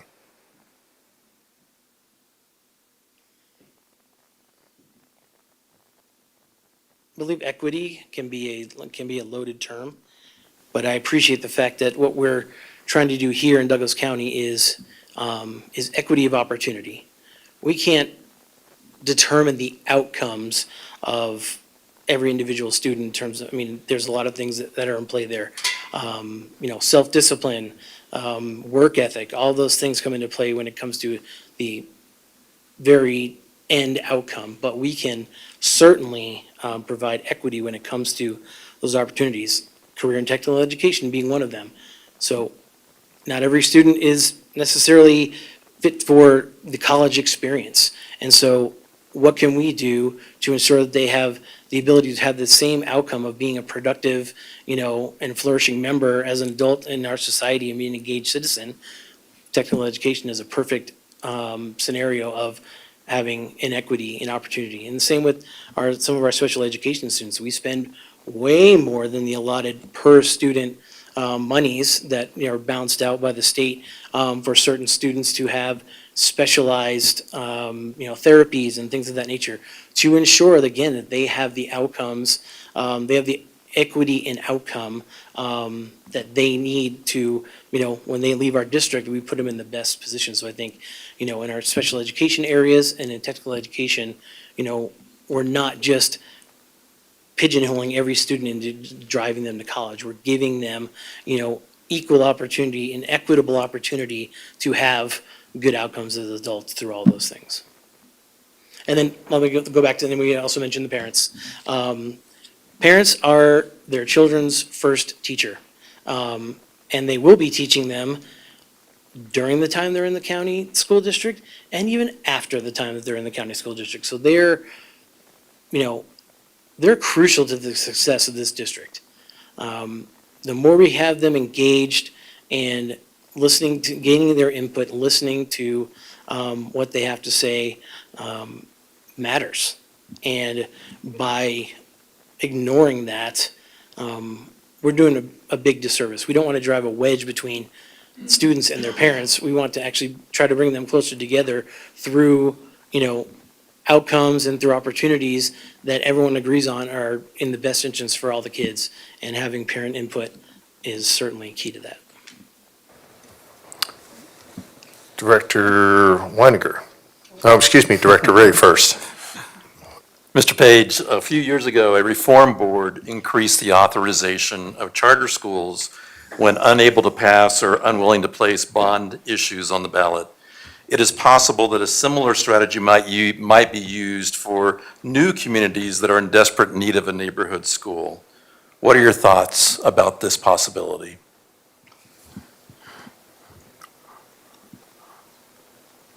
There is no denying that I could certainly have some bias as being a former board member of a district, chartered school, for sure, and seeing the benefits of that.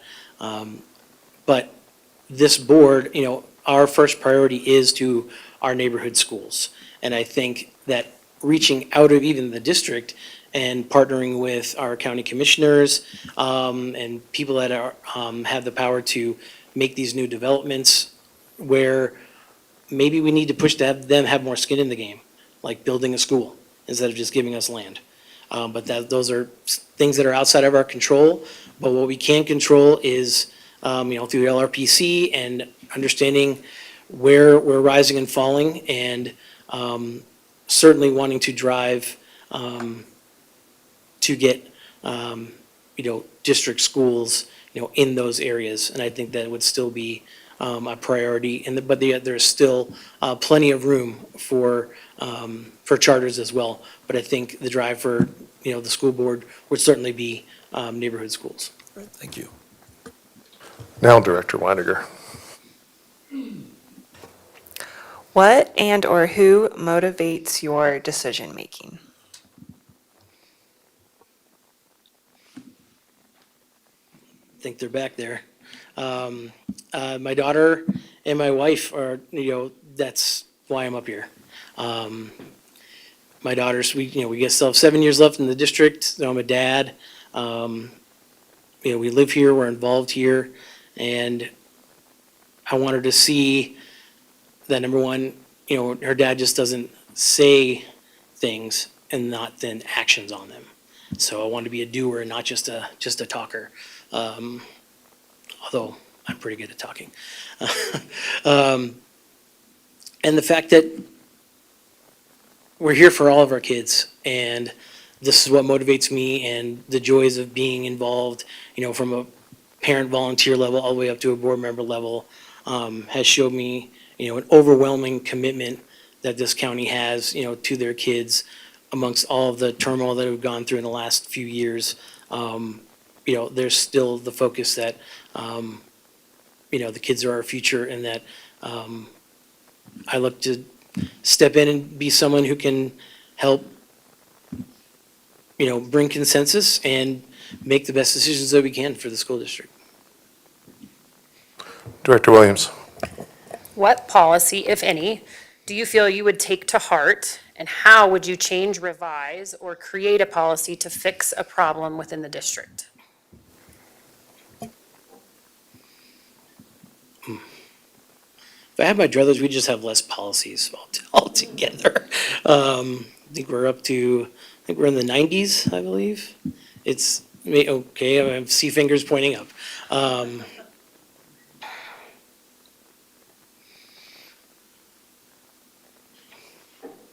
I'd like to say, I don't know the specific name of the policy, but I think championing discipline and what that looks like, and how it can be, maybe, and obviously Superintendent Kane and the staff and the teachers, they're the how, we're the what and the why. And I think when it comes to things like bullying and issues of that nature, is that we just need to have a much more pointed policy, and that the students need to understand that consequences, actions have consequences, and they can sometimes be harsh, but sometimes harsh lessons can be the lessons that some students need to recalibrate their thinking. So I think I would champion, something along those lines, and then revisit policies that maybe we just really don't need, and we can really filter down to the essentials, and maybe get rid of some of the fluff, I would say. Okay, thank you, Mr. Page, and you now have 3 minutes for any closing comments. All right, thank you again, everyone. Again, in closing, I spent a lot of long hours and, in board work myself, and put into serving the education community in Douglas County, and I think it's prepared me well for serving on the Board of Education here. Strong awareness of the current challenges and the ones ahead, and I'm uniquely prepared to dive in and make a positive impact as a part of this board on day one. Again, the core of the Douglas County School District has been and absolutely needs to continue to be academic excellence. If we anchor ourselves to that foundation, all our decisions come into better focus. Academic excellence happens in safe and healthy environments. Academic excellence happens with well-compensated and motivated teachers. Academic excellence happens in learning from our failures, not being sheltered from them. And academic excellence happens when parents are involved in their child's education. Most of us in District C and other communities impacted by the tornado last week were tired. But I heard no one complain about what happened. They came out of their houses, they asked if everyone was okay, and they got to work. The school district has weathered some storms as of late, but the time for complaining and arguing is over, and the time for recovery and renewal needs to begin. Improvement requires action to bring forth creative and innovative solutions and ideas, and I look forward to further discussions about the ideas I have about how we can continue to make Douglas County schools the best they can be, because all of our students deserve that. Thank you. Okay, thank you, Mr. Page. You may stay or leave as appropriate, and we will move into our next item, which is public comment.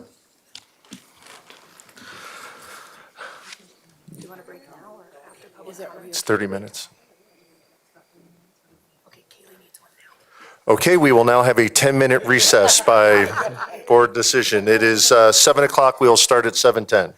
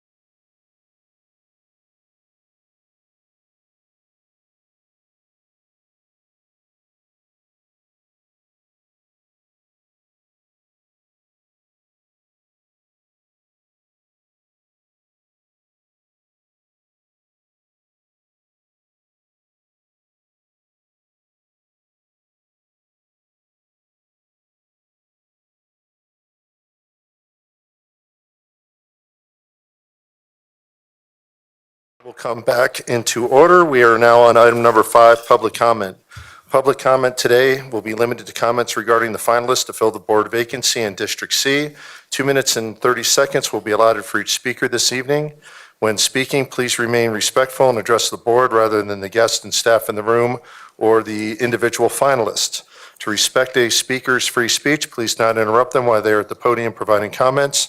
You will have a 15-second notice prior to the end of your time so you can wrap up your comments. When your time is up, please leave the podium. We will start tonight with Patty Anderson, Kelly Marr, followed by Holly Page. Is Ms. Anderson here?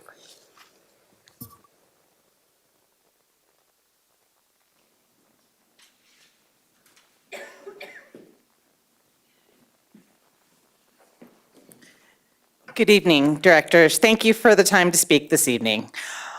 Over the last week, I was reviewing the June 6th meeting where each director explained characteristics they wanted to see in the candidate for the vacant District C seat.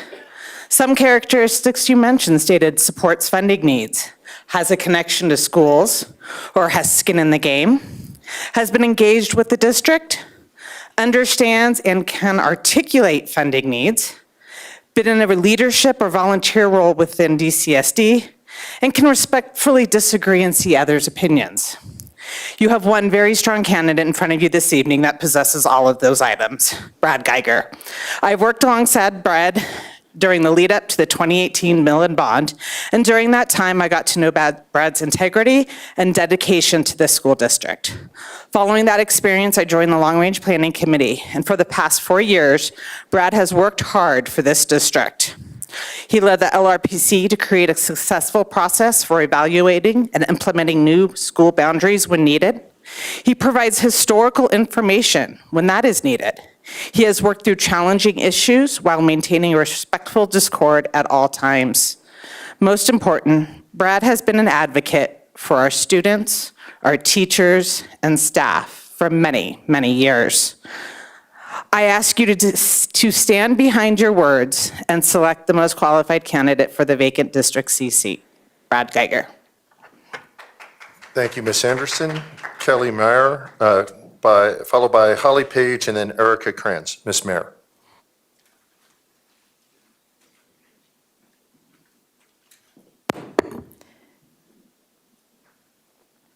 Good evening, board directors. My name is Kelly Mayer. I'm a longtime resident and mom of many.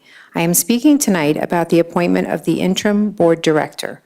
My hope is that whoever you choose has a wealth of pertinent knowledge and experience about our school district.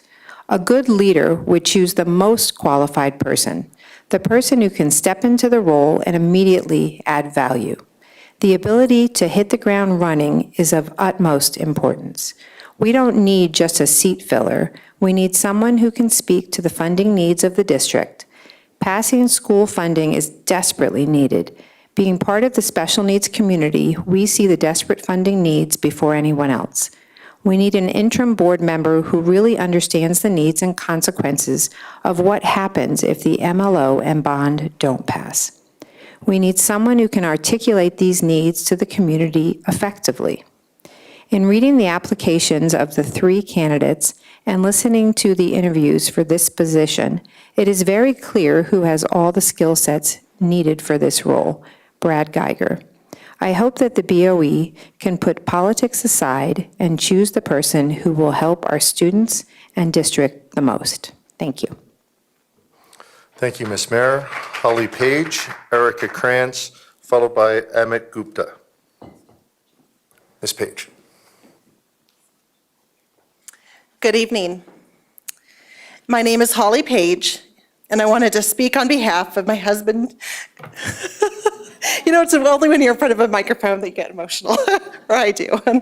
I wanted to speak on behalf of my husband Jason's consideration for the open seat. While Jason was serving on the board at Ben Franklin Academy, sometimes I felt strongly about something and hoped he would jump on board with whatever it was that I had my misgivings or excitement about. While we share many of those same convictions, he never wavers in his foundation. He is not swayed by emotion or changes in the political winds, but steadfast in his core values. When it came to his leadership role on the board, he knew it was crucial to build a bridge between people, especially when there were differing viewpoints and opinions. Being on a board, particularly during COVID, gave him experience working together to accomplish things when the stakes and people's emotions were high.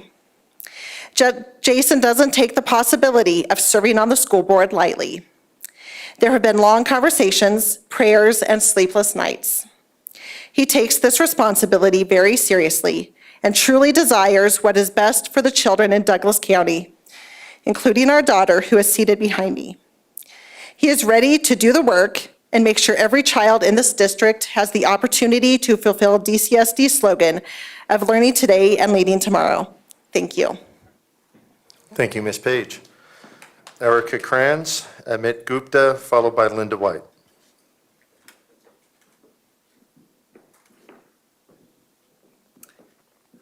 You know, this is a lot different than TV, I'll tell you that. It's the first time I've been here. My name is Erica Kranz. I actually live in Jefferson County, but I had choiced in and brought my kids specifically, pretty much right in the middle of COVID, to Douglas County. And I have to tell you that we went to Ben Franklin Academy. And that is my first experience having to see really contentious board meetings. And Jason, and frankly, everybody on the board, but it takes a special person to be able to sit there and to sit there like through everything you guys sit through. And I had this tremendously really good speech planned for this, but honestly, when I was listening to Jason as he spoke, the word that came to my mind was authentic. And that's what I like. I like authentic. I like that I can respect the person that is going to do the best for my kids, do the best for all the kids. And I don't think you could go wrong there with Jason. So I just wanted to throw my hat behind him and let you know that that's where I stood. So thank you. Thank you, Ms. Kranz. Amit Gupta, Linda White, followed by Kathy Lees.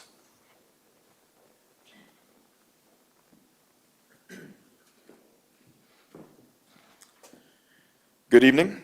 My name is Amit Gupta. My wife and I have lived in Highlands Ranch in Douglas County for only 2 years. We hope to have little ones in DCSD in the future, but we're working on it. As a quick comment, I'd like to say I have reviewed the amendments to the equity policy, and I'm very grateful for the changes. I'm especially happy to see a commitment to not lower academic standards for different subgroups, and I'd really like to thank the board for that. Regarding the candidates, I want to speak a little bit to the mill levy override. The community entrusts the board to ensure the best possible education for our kids, and recruiting and retaining the best teachers is crucial to that. It's easy to say competitive pay is good, everybody agrees, but a truly data-oriented, rigorous case needs to be made for how acute this problem is, and if the mill levy override is the only solution, justify why.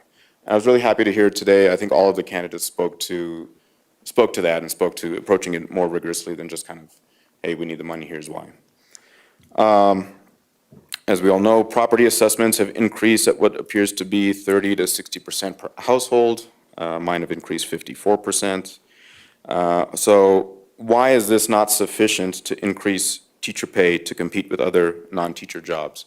I'd expect a candidate to join the board to be able to answer a question like that.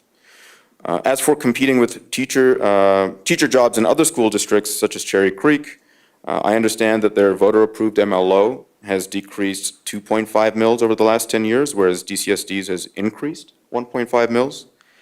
Their total mill levy has decreased 8 mils, whereas DCSD's has decreased only 6 mils.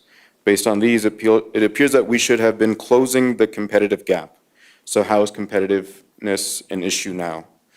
I hope that the board selects a candidate who can anticipate and address these and similar critiques when presenting a recommendation to the community. I didn't realize we were supposed to say who we wanted, and actually, I don't have a strong opinion on that right now, but what I want is, this 15 seconds remaining. This to be approached rigorously, and I hope that you choose the candidate who's best able to do that. Thank you. Thank you, Mr. Gupta. Linda White, Kathy Lees, followed by Robert Marshall. Ms. White. Good evening. As a grandparent of 10 grandkids, 2 whom attend Douglas County schools, I'm very interested in your choice for the vacated director position. I grew up in a very small town in South Dakota. My husband grew up on a farm. He went to a one-room country school. We had an amazing public school education. We had a non-political, academic-focused education. We had no idea if our teachers were Democrats, Republicans, Libertarian, or apolitical. That is the kind of education I want for my grandkids. I watched all the interviews last week. I even took notes. I do not know the candidates. After the interviews, I picked my top 3. My top 3 choices were your top 3 choices. After these interviews, I'm urging you to choose Jason Page as the new director. Mr. Page is the most qualified for the following reasons. He is the only applicant with school board experience, has extensive volunteer experience with DCSD, including service on the Long Range Planning Committee, a former teacher, wants all students to achieve academic excellence through high academic standards. He is well-spoken, but the trait that stands out is one I noticed during his interviews, including tonight. At times when asked a question, he would take a moment to reflect on his answer. A sign of someone who is a problem solver, weighs his words, not easily swayed, thinks before informing an opinion. An observer. Thinks before he speaks, then asks the big questions, or give answers that are well thought out. All the attributes that will make a great director. Jason stated it himself tonight. He's worn all the hats. I urge you to vote for Jason Page. Thank you, Ms. White. Kathy Lees, Robert Marshall, and then we will transition online to Ursula Caicos. Ms. Lees. Good evening, President Peterson and Board of Directors. My name is Kathy Lees, a 30-year resident of Douglas County. I'm speaking on behalf of myself. I ask that you appoint Brad Geiger to fill the District C vacancy. The only work that the Board of Education should be focusing on for this vacancy's 5-month term is ensuring that DCSD has the funding it desperately needs. Mr. Geiger is a candidate who will become a valuable director on the first day he is sworn in, even while he is in Europe. Not only does Mr. Geiger have an in-depth knowledge of the funding needs of the district, but he also understands the diverse community the district serves. He also knows that nothing about this 800 square mile district with 60,000 students is simple or straightforward. I have served with Mr. Geiger on the LRPC for 5 years. While he served as chair, he kept the LRPC climate and culture professional and focused on the work that we needed to get done for the board. He worked to ensure everyone had an opportunity to contribute and be heard on very complex issues. Nor does he shy away from messy and controversial topics that still need to be addressed. Most importantly, Mr. Geiger knows in his bones that the decisions he makes as an interim director will have far-reaching consequences long after his brief 5-month term. Directors, please put the students and staff ahead of politics and ideology by selecting Brad Geiger for the District C vacancy. Thank you. Thank you, Ms. Lees. Robert Marshall, then online with Ursula Caicos, followed by Tammy Fleming. Mr. Marshall. Thank you. Director Hansen was an attorney, and now there is no attorneys on the board, and I would strongly suggest giving that very deep consideration. I cannot imagine the hell Director Hansen had to go through as an attorney on this board. It must be akin to an auto mechanic watching people fill gas tanks with half water and saying, we can go twice as far. You really need to think of having someone who understands basic due process and fairness. Just as a recap, you hired an attorney as an ideologue that you had to resign under an ethical cloud. You had Hall and Evans first go for the Como action, and you fired them.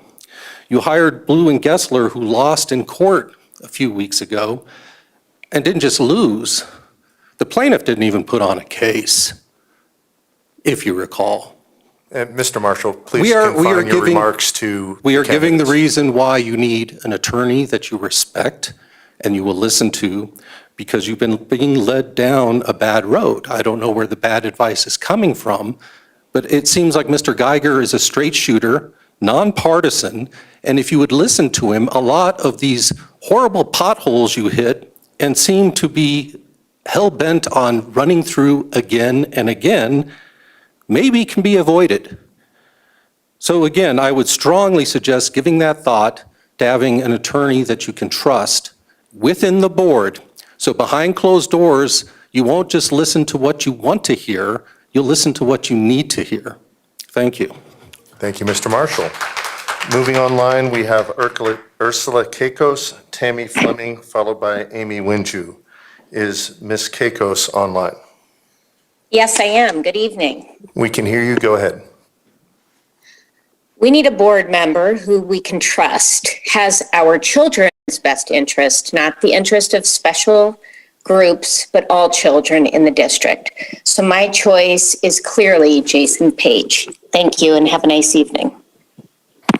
Thank you, Ms. Keikos. Is Ms. Fleming online? I'm here. Can you hear me? We can. Go ahead.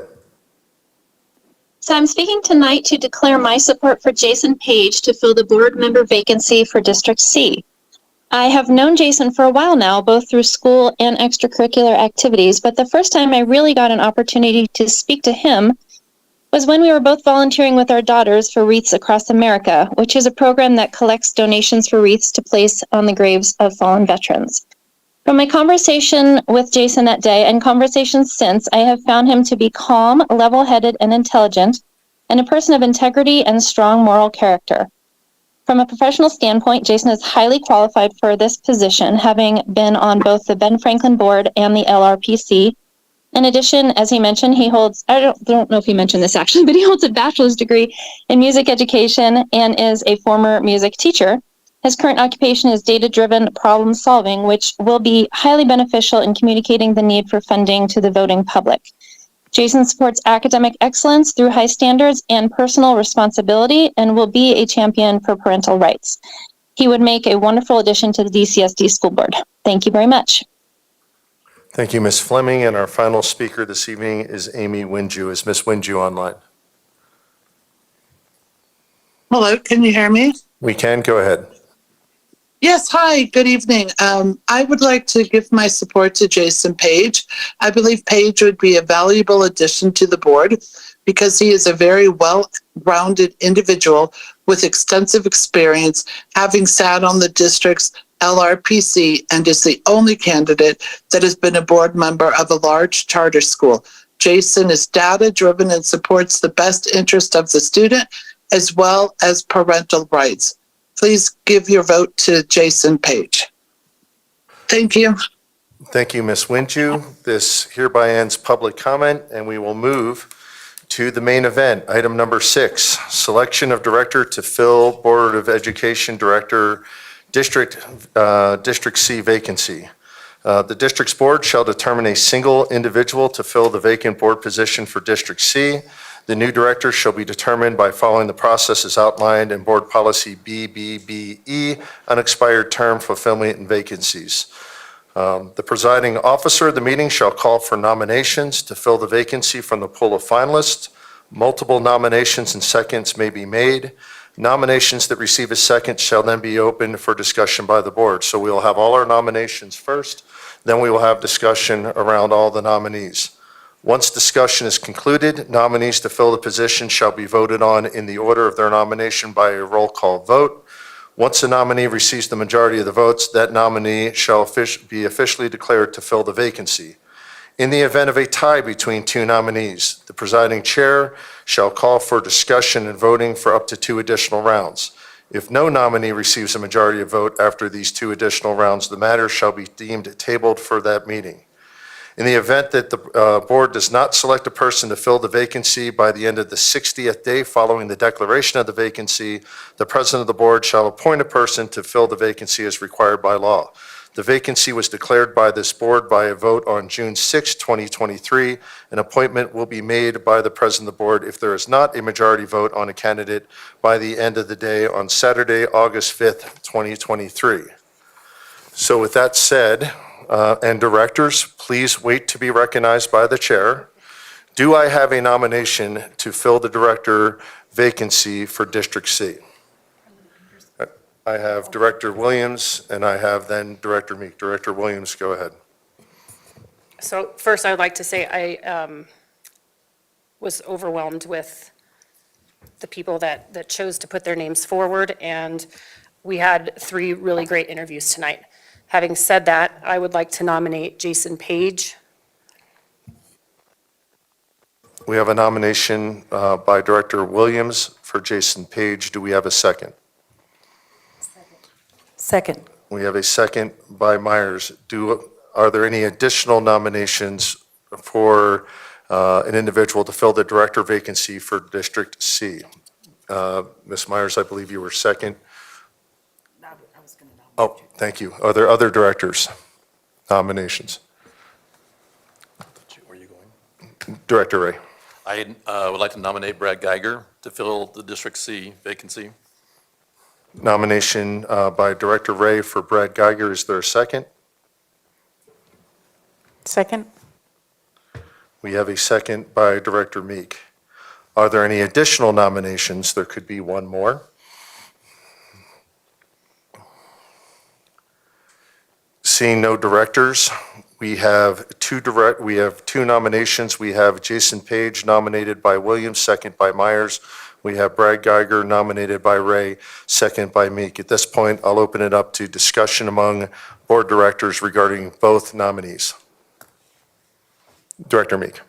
Well, I definitely want to agree with Director Williams. I am just so amazed at the depth of desire to serve your community and the school district by our finalists tonight. And, you know, some of the words I wrote down that I heard, I mean, I think everyone who we heard from tonight are involved and invested in our district. And I think each candidate would bring unique benefits to filling that role. And the learning curve to be on the board is pretty steep. I think all of us would admit that there's a very steep learning curve, not only with understanding policies and how to operate as a board, but also the knowledge of the district and the district's needs and challenges and everything. And I think both of our nominees have some amazing experiences that they can bring into filling that role. I also think about what we heard from Mr. Burmeister, and Mr. Burmeister, thank you for stepping up. I'm so impressed with you and your willingness to serve our district. I think Mr. Burmeister said we really need to think about what we need as a board.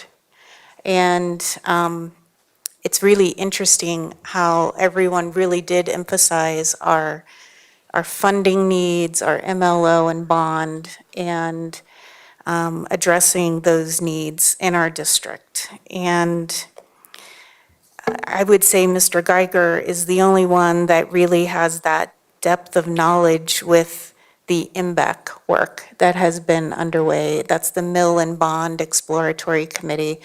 And that group really has dove into so much research around that area and educating themselves even on school funding. And he also has the attorney background. And to me, I don't think I recognized the importance of that until I joined this board. You know, the background in reading motions and understanding everything. And I definitely think it was a huge loss for us to lose Director Hansen. She was always spot on with her analysis and her thinking, and I think a lot of that was due to her training and years of experience. So I think Mr. Geiger, you know, has not only the LRPC, but the MBEC and the legal background and the attorney background.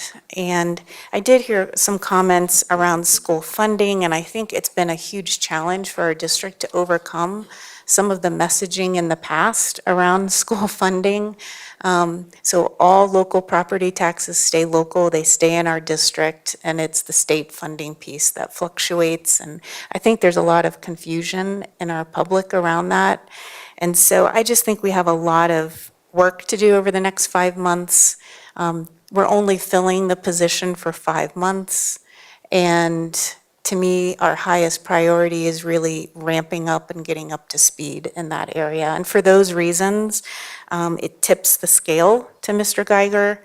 And Mr. Page, I still think you're amazing, and your contributions are extremely appreciated. So really, that's my rationale for why Mr. Geiger. Thank you, Director Meek. Other directors, comments, statements? Director Weiniger. Yeah, I agree. All 3 interviewees today were very qualified. They all had a heart for this school district, and I appreciate all their knowledge around the funding that this school district needs. It's not that we want the money, we need the money desperately, and they all definitely had a passion for that. And Brad Geiger has brought a lot of advocacy and a lot of just his contributions to the school district just have been immense, and I appreciate everything he's done. However, I'm leaning toward Jason Page. Personally, my biggest reason is he currently wears a lot of hats, such as being a current parent of a child in this district. He has been a teacher, he's served on committees, he's been on a board. For the short term, that we do need someone who doesn't need a learning curve, he, in my mind, would be perfect. So, and I appreciate that he wants to move forward and be transparent in everything we do. So that's who I'm leaning towards tonight. Any other directors? Director Ray, then Director Williams. Sure. Yeah, again, want to echo the comments about all 3 of our finalists. Mr. Burmeister, if you're still listening, I was really intrigued with some of your ideas about how to engage the older population around our funding needs, and definitely think we need to get him signed up to help us with that effort, and he was willing to do that. So I know that your name has already been passed on to someone who will have you on a list to access, but I really appreciated your thoughts about that. I think, and again, I guess what I'm going to do is just really kind of compare Jason and Brad. Certainly Jason, I would agree, is a strong contender. He's genuine, he's calm, he's really focused on kids. It's really obvious that there's joyfulness when he talks about the work he's done with children. I think the fact that he has that music background solidifies that he understands multiple paths for success for students. That there's those expressive arts that obviously Jason has been successful with as an adult as well. And so I just think that he lives and breathes that notion that there's no one single path for students to follow. And so those are some of the things that I appreciate. I appreciated his willingness to acknowledge his bias for charter schools, yet also in the same breath recognizing that the priority of this board, at least, is governing our neighborhood schools. And so I really appreciated that honesty and transparency. I think, again, I would even argue that this assignment's really more like 3.5 months, if you think about it, because most of July we're off. So it's August, September, October, a couple weeks in November, so I would argue that it's a 3.5 month assignment. And I do think that we have to think about what is our greatest need for that 3.5 month period. And we've all acknowledged that it is about aggressively getting the bond and MLO to pass. I know no one other than, I would say, second to Superintendent Kane, I know no other person that has the depth of understanding of school funding and the district's needs than Brad. The fact that he has been thinking about the district for 9 years in terms of our needs gives him that depth of understanding, that depth of knowledge, and that's what we need. We need someone that can hit the ground running and go beyond just explaining that we need the funding for the sake of our teachers, but being able to explain why, just as Director Meek was sharing in terms of really understanding that formula. And I believe, and Brad has demonstrated that. He stood in front of us and passionately conveyed the message of what needed to happen for our district and for our funding purposes. And for me, it's exciting to think about putting him in front of this public to continue that passion and to continue that explanation, because he does it so well. I think all of us would agree how impressed we were when he represented MBEC to make the recommendation that we consider a bond and MLO. Brad has under his watch, has seen a bond and MLO pass. And I think that's critical too. He understood, he talked several times about all the things that led up to the success of that. And I think we need someone that has that depth of understanding in terms of what caused that 2018 initiative to be successful. I have had the pleasure, and as many of you, of watching Brad lead various meetings. And he is what he says he is. He's one that can maintain a professional decorum and culture. He's one that can make sure all voices are being heard. He's one that can take the emotion out of the room and really help people move towards consensus. And so I think, again, those are character traits that I think he brings to us. So for me, we have to think about the question that was asked by one of our finalists: what does this board need for the next 3.5 months? Could we use a Jason Page? Absolutely. His focus, his family values, I mean, all of those align with the characteristics of all the directors on this board. But what we need is someone that can aggressively, passionately, and convey the message that what we need right now is additional funding to compensate our employees. And so I believe that there's no one better that can do that than Brad Geiger. So, Director Myers.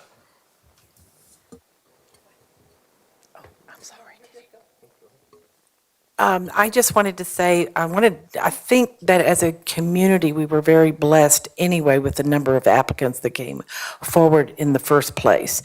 And we definitely got down to our best 3 candidates, and we've pushed forward our 2 good candidates, and I wanted to thank Mr. Burmeister for participating tonight, and a great interview.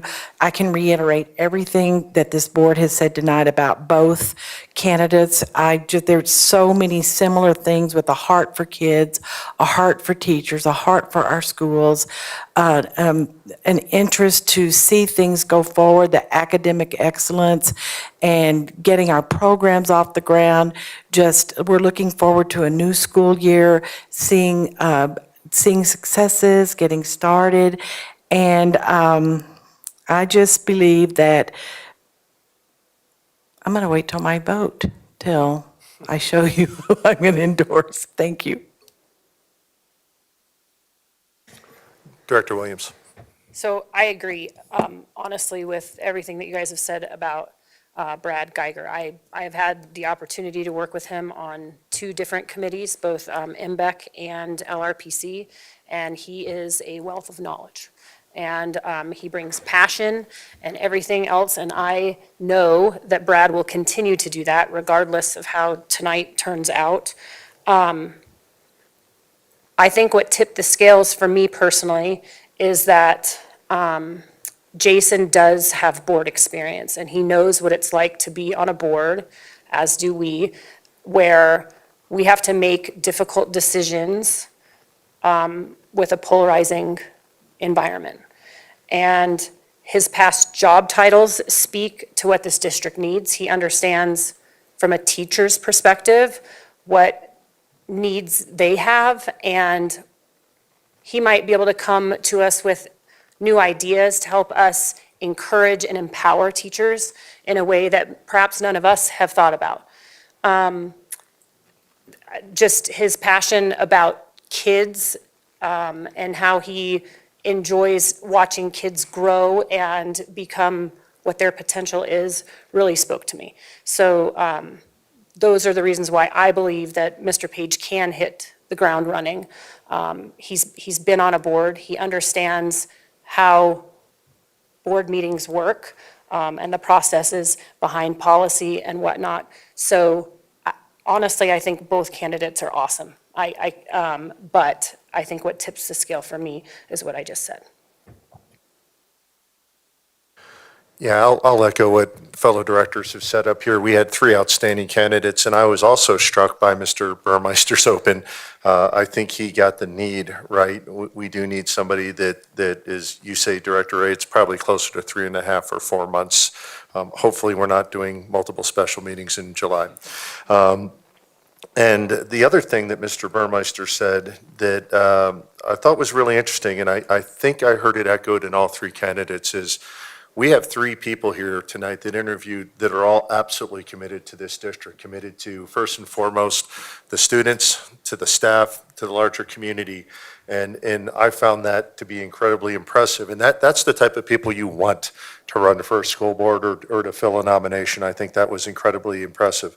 I also agree, I believe it was Director Meek. I believe, and just to be very clear for anyone listening out there, should this board vote to put items on the ballot in November, and we'll have to agree to things, nothing is done until there's a vote from the board, but should we agree to put forth the bond and/or an MLO on the ballot this November, that will probably be the most important priority for the district, because if those 2 items were to pass, then everything changes for this district. We had 2 people that sit on our LRPC.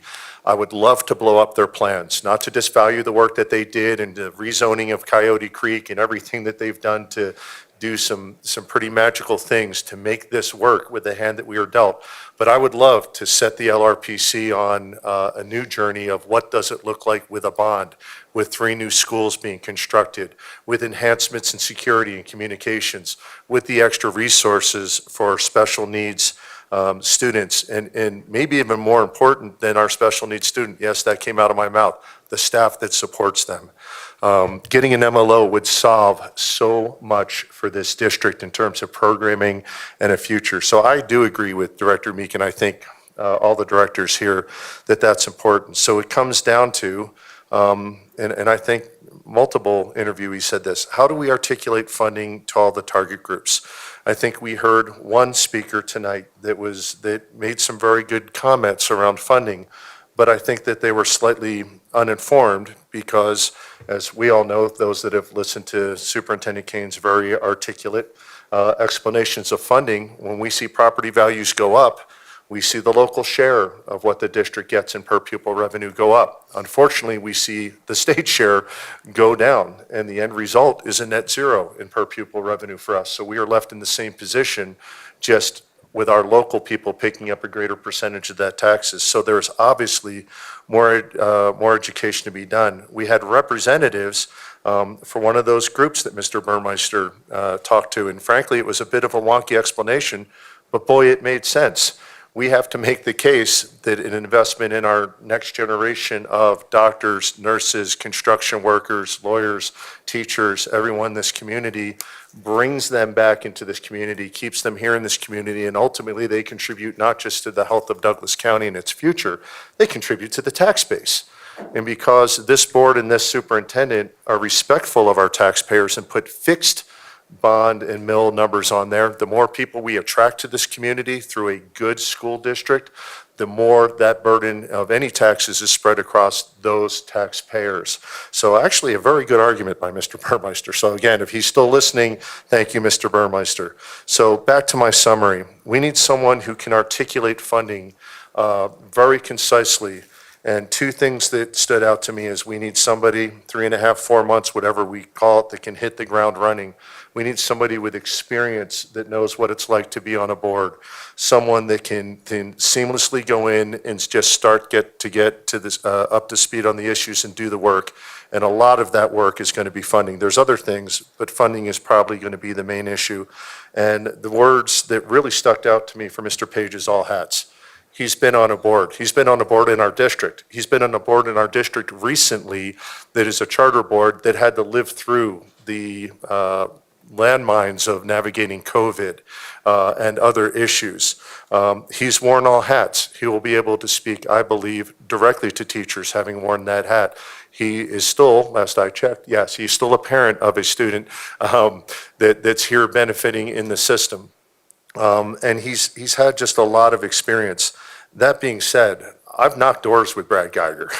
I have taken the slings and arrows, some of them metaphorically. I think maybe there was some actual physical stuff thrown at us at a couple doors. But I've seen Brad Geiger in action, and do not doubt his passion for funding. And I think some people use the word authentic for Mr. Page. I think we had 3 authentic candidates tonight, and I do appreciate that. But for the reasons that I stated, I believe my preference for quick action, 3.5 months, getting in there, making a difference, and having all hats to address all the target groups that we need to address for funding this fall would be Mr. Page. Any other comments or discussion by directors? Director Meek. Just one other. I really appreciated every candidate this evening talking about transparency, right? And that being really important. So just in the air of transparency, I think it would be helpful if anyone sitting up here who will be voting, speaks up if they have received financial contributions from any of the candidates that we're voting on tonight. When it came. Financial Yeah, contributions. just school board elections. Oh, Yeah. I So I have just think no that's idea without helpful, looking 'cause into Tracer. I've heard rumors, and I just really wanted to make sure for transparency purposes, people would declare that. I would answer that question yes or no if I knew the answer. I truly don't know the answer unless I go back to Tracer. Yeah. Any other directors like to make comments? Director Myers. Well, I certainly don't know if I've received any monies. Any other director discussion or comments in general? Director Ray. Yeah, just one other you don't know if you received any money. I just had to mull that over a little bit. It's okay. I'm just teasing you. I know there's been a lot of credence given to the fact that Jason has served on a board at a charter school. I would just tell you that if you watch LRPC in action, it's very similar to a board. And Brad runs it very similar to a board in terms of voting, in terms of motions, in terms of making sure all voices are heard. And so I don't want to necessarily, I know that tips the scale for some of you, but I just wanted to tell you that for me, it's parallel, because I know LRPC have dealt with some pretty contentious issues as well. There has been tension as well that has had to be navigated. And again, I think Brad does it well. And I will just say, I think it's hard for me to see us turn our back on a individual that's given 9 years of volunteer service to this district in the manner that he has, and that his focus has been at the district level. It's not been just at a school, it's been at the district level for all those 9 years. And so I can kind of see where the vote is going.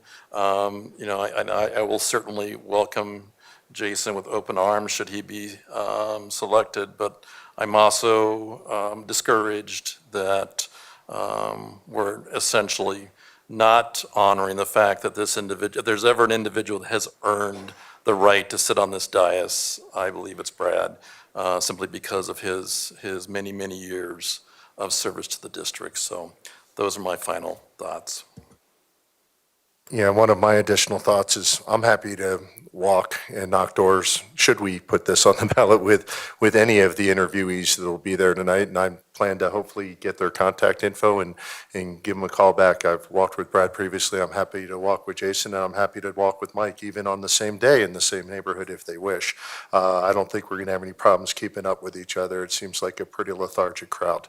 With that, any final comments from directors? And if not, we will move to the first nomination. The first nomination was Jason Page, excuse me, Jason Page, nomination made by Williams and seconded by Myers. I will now call the roll. Director Meek. Just for the reasons that I really believe the MBEC experience and the legal background is so essential, like there are highest needs during this time period. I do believe Brad Geiger is a better candidate for those reasons, so my vote would be no. Director Myers. Aye. Peterson, aye. Director Ray. And again, for similar reasons that Director Meek shared, we need someone that has that depth of knowledge. And I think Jason will be a very collaborative individual, but my vote is no, because I feel like it's that Brad Geiger should be the one that fills the seat. Director Williams. Aye.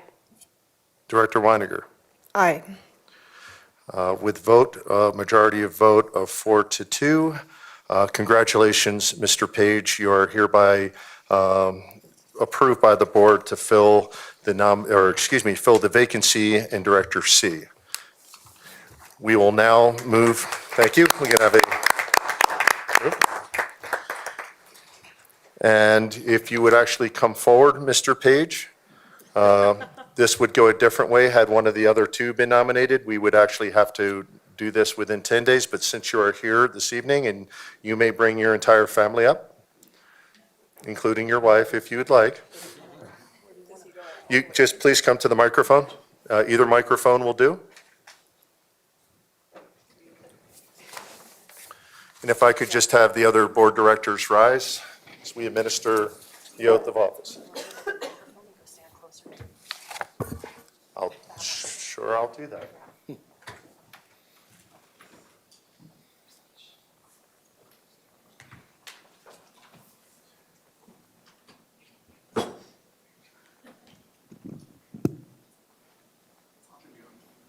Test.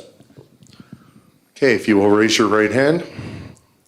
I, Jason Page, I, Jason Page, do solemnly swear that I will faithfully perform the duties. that I will, Do solemnly swear. do solemnly swear That I will faithfully perform the duties. that I will faithfully perform the duties Of the office of school director. of the office of school director As required by law. as required by law, And I will support the Constitution of the United States. and I will support the Constitution of the United States, The Constitution of the State of Colorado. the Constitution of the State of Colorado, And the laws made pursuant thereto.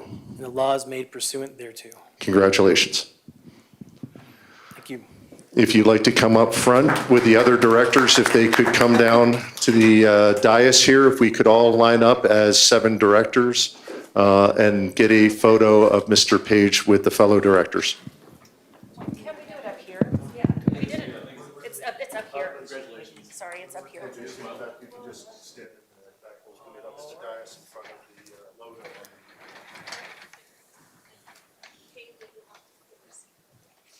Yeah, oh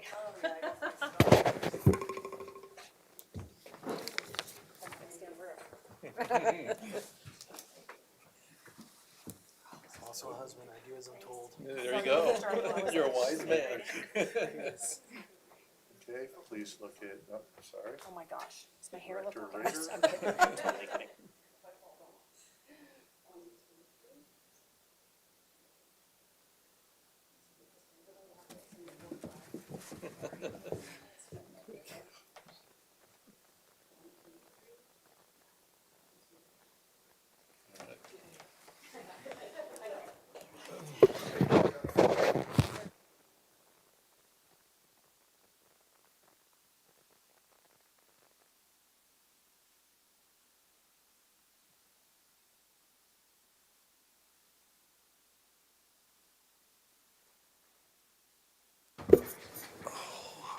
Don't do that. And we will take a 10-minute recess before reconvening for the next item. We need to have Mr. Page actually sign some documents before there would be any official votes or anything. And then we will pick it up with item number 8, convene an executive session. So now we will take a 10-minute administrative recess.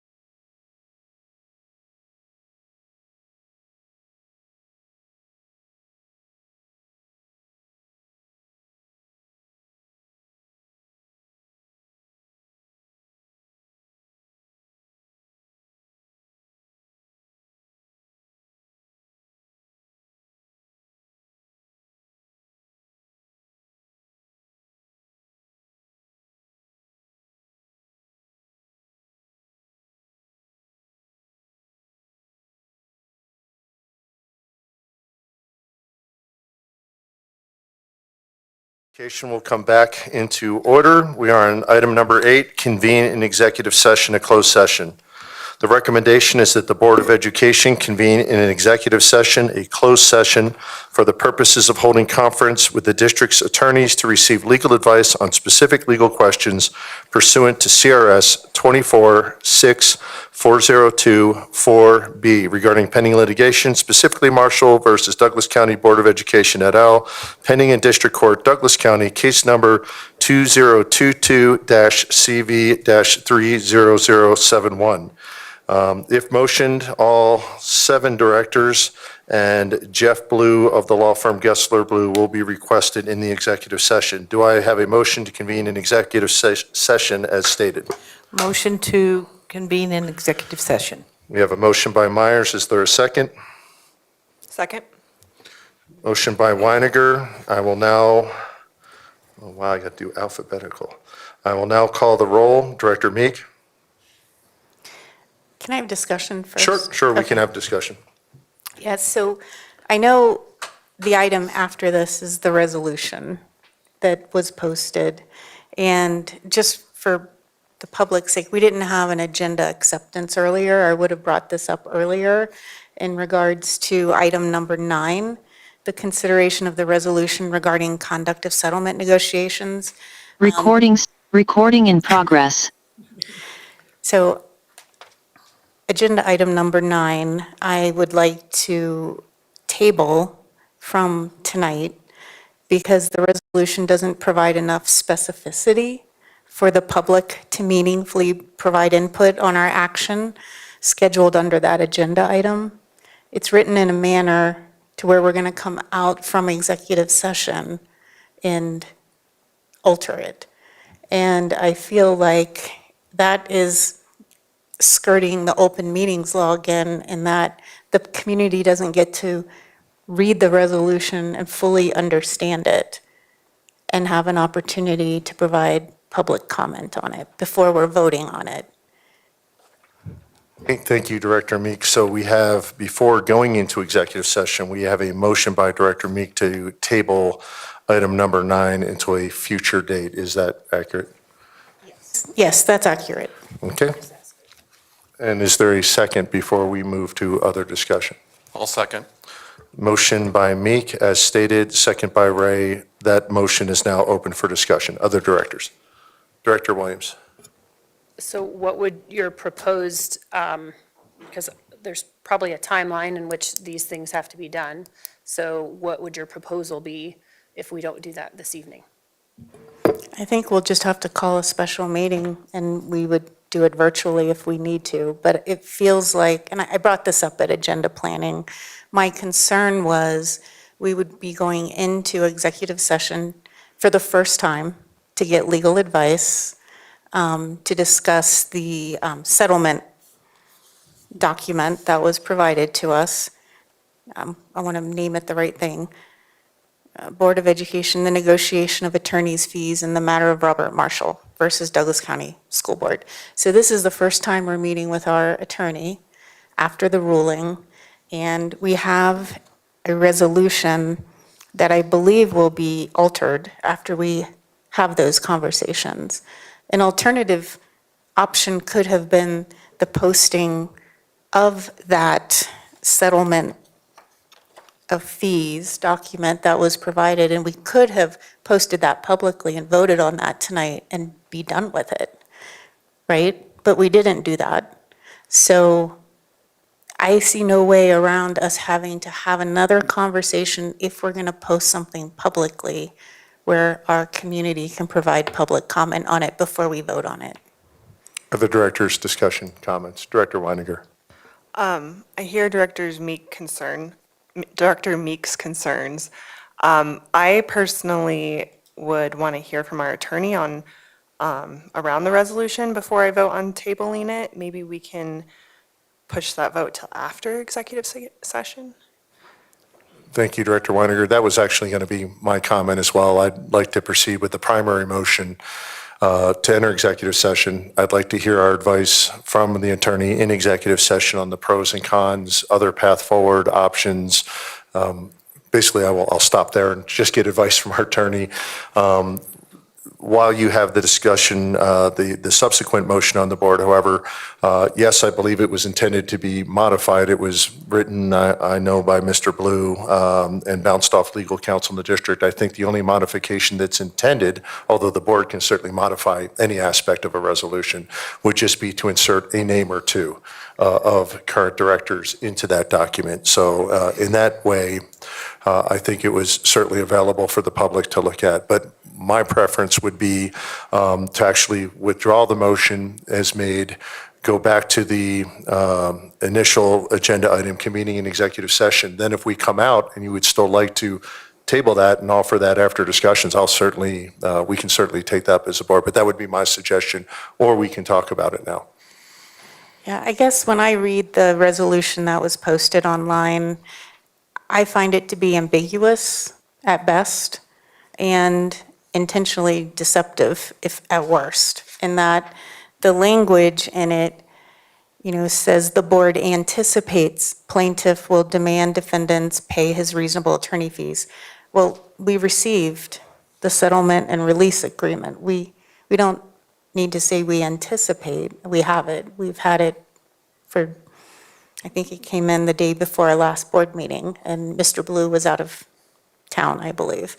So I don't really want to spend time debating it now, but I just wanted to give you my reasons. I had concerns around the way the resolution is written, and that we would be voting on something without the public really having an opportunity to weigh in, which is really the whole point of the open meeting law, that we don't vote on things without the public having an opportunity to understand what we're voting on and weigh in on that.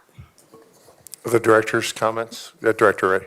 Yeah, I would just say what's problematic, and I've mentioned this several times before, is that when we go into executive session, typically what precedes that is a legal memo from our counsel that explains topics, explains the need, explains the questions like Director Meek is asking, why did a resolution all of a sudden appear on the agenda?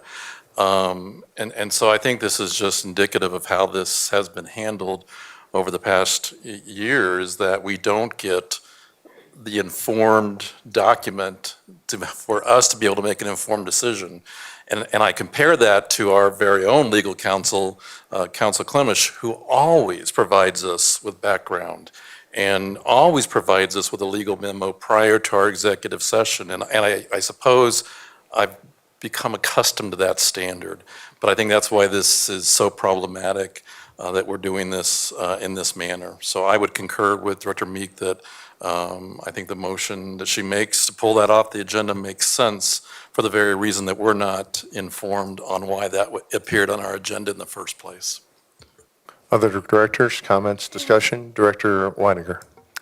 Just for me personally, I understand the need for a memo and respect that. I also know it then is more time the attorney has to put into creating that. So it's kind of like, do we want to pay him to do that? I mean, we could argue it back and forth on what we prefer. But also I want to say, I don't know if that settlement's been officially filed, and maybe that's why it says anticipates, but we can go and discuss that further and get more details for sure once we get into executive session.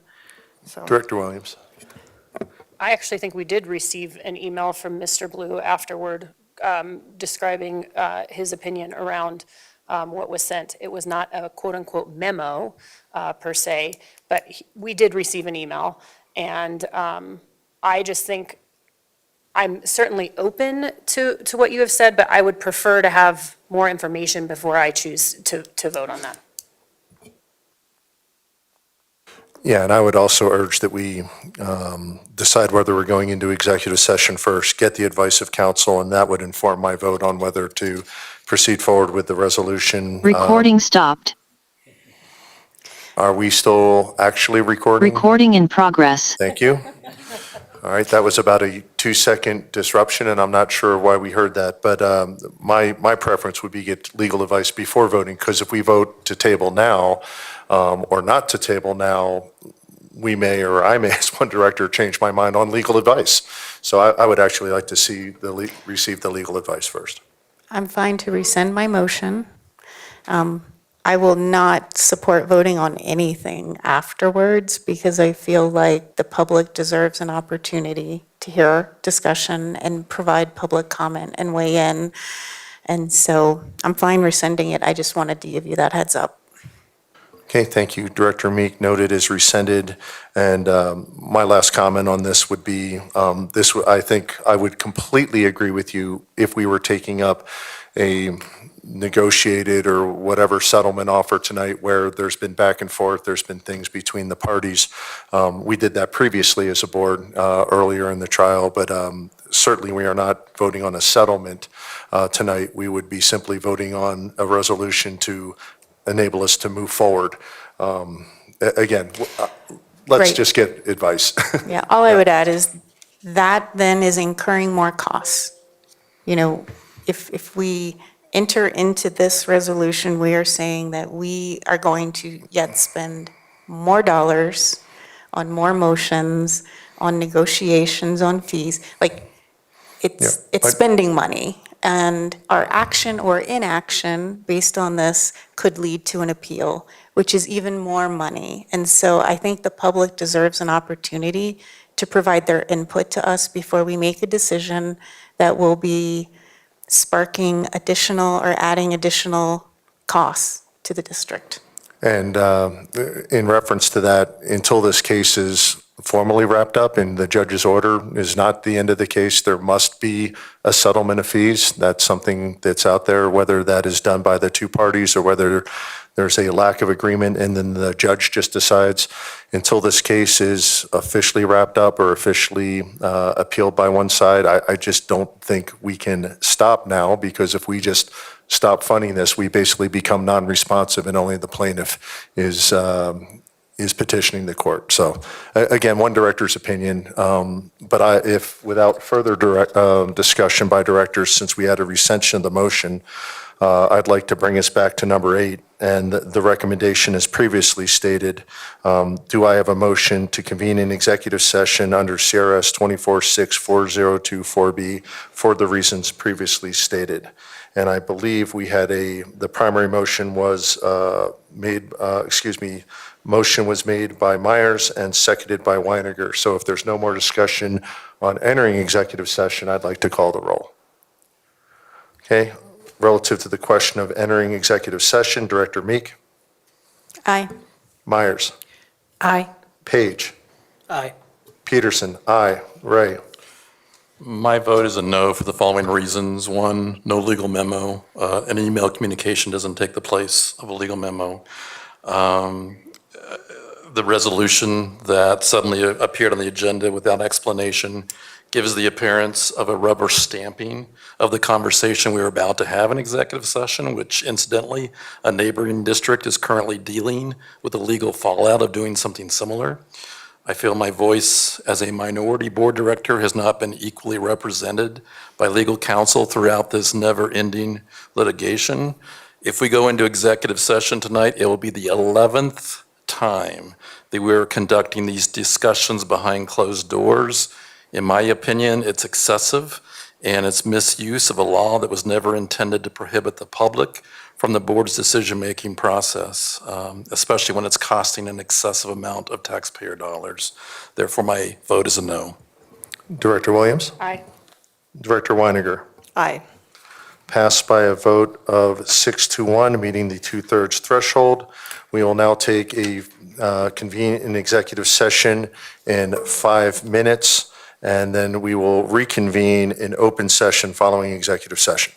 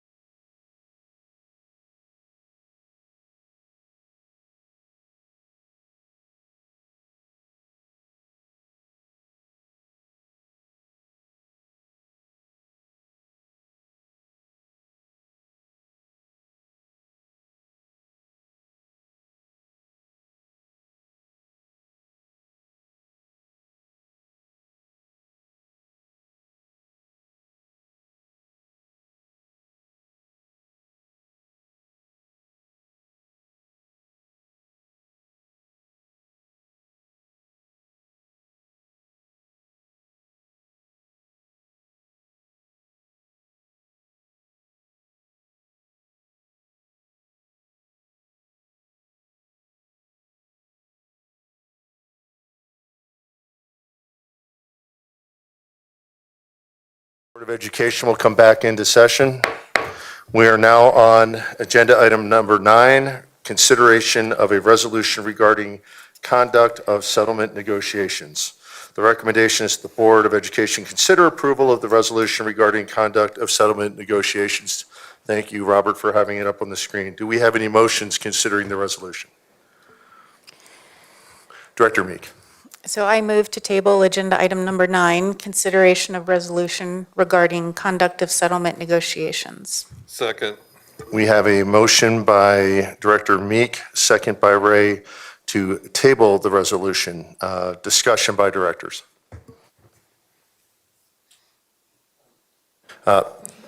Director Meek. Well, I stated this earlier, but, you know, my reason for bringing it up before was around the Colorado open meeting law and aiming to foster public trust, encourage civic engagement, and hold public officials accountable for their actions, and that citizens deserve the opportunity to observe and participate in the decision-making process. And I explained before that I felt the resolution, as written, would require us to come back out and make edits, and I wanted to ensure that the public had an opportunity to weigh in on a resolution before we pass that. Thank you. Other directors, discussion, comments? My only comment is based on legal advice that we received, and I won't discuss that legal advice. I feel comfortable supporting the resolution to table. Any other discussion? Okay, I will now take the roll. Do this in order. Director Meek. Aye. Director Myers. Aye. Director Page. Director Peterson, aye. Director Ray. Aye. Director Williams. Aye. Director Weiniger. Aye. The motion to table item number 9 is passed by a vote of 7-0. Next item is adjournment. Do I have a motion to adjourn the meeting? Motion to adjourn the meeting. Second. Myers, seconded by Williams. Without discussion, I will take the roll. Meek. Aye. Myers. Aye. Page. Aye. Peterson, aye. Ray. Aye. Williams. Aye. Weiniger. Aye. Meeting of the Board of Education is hereby adjourned.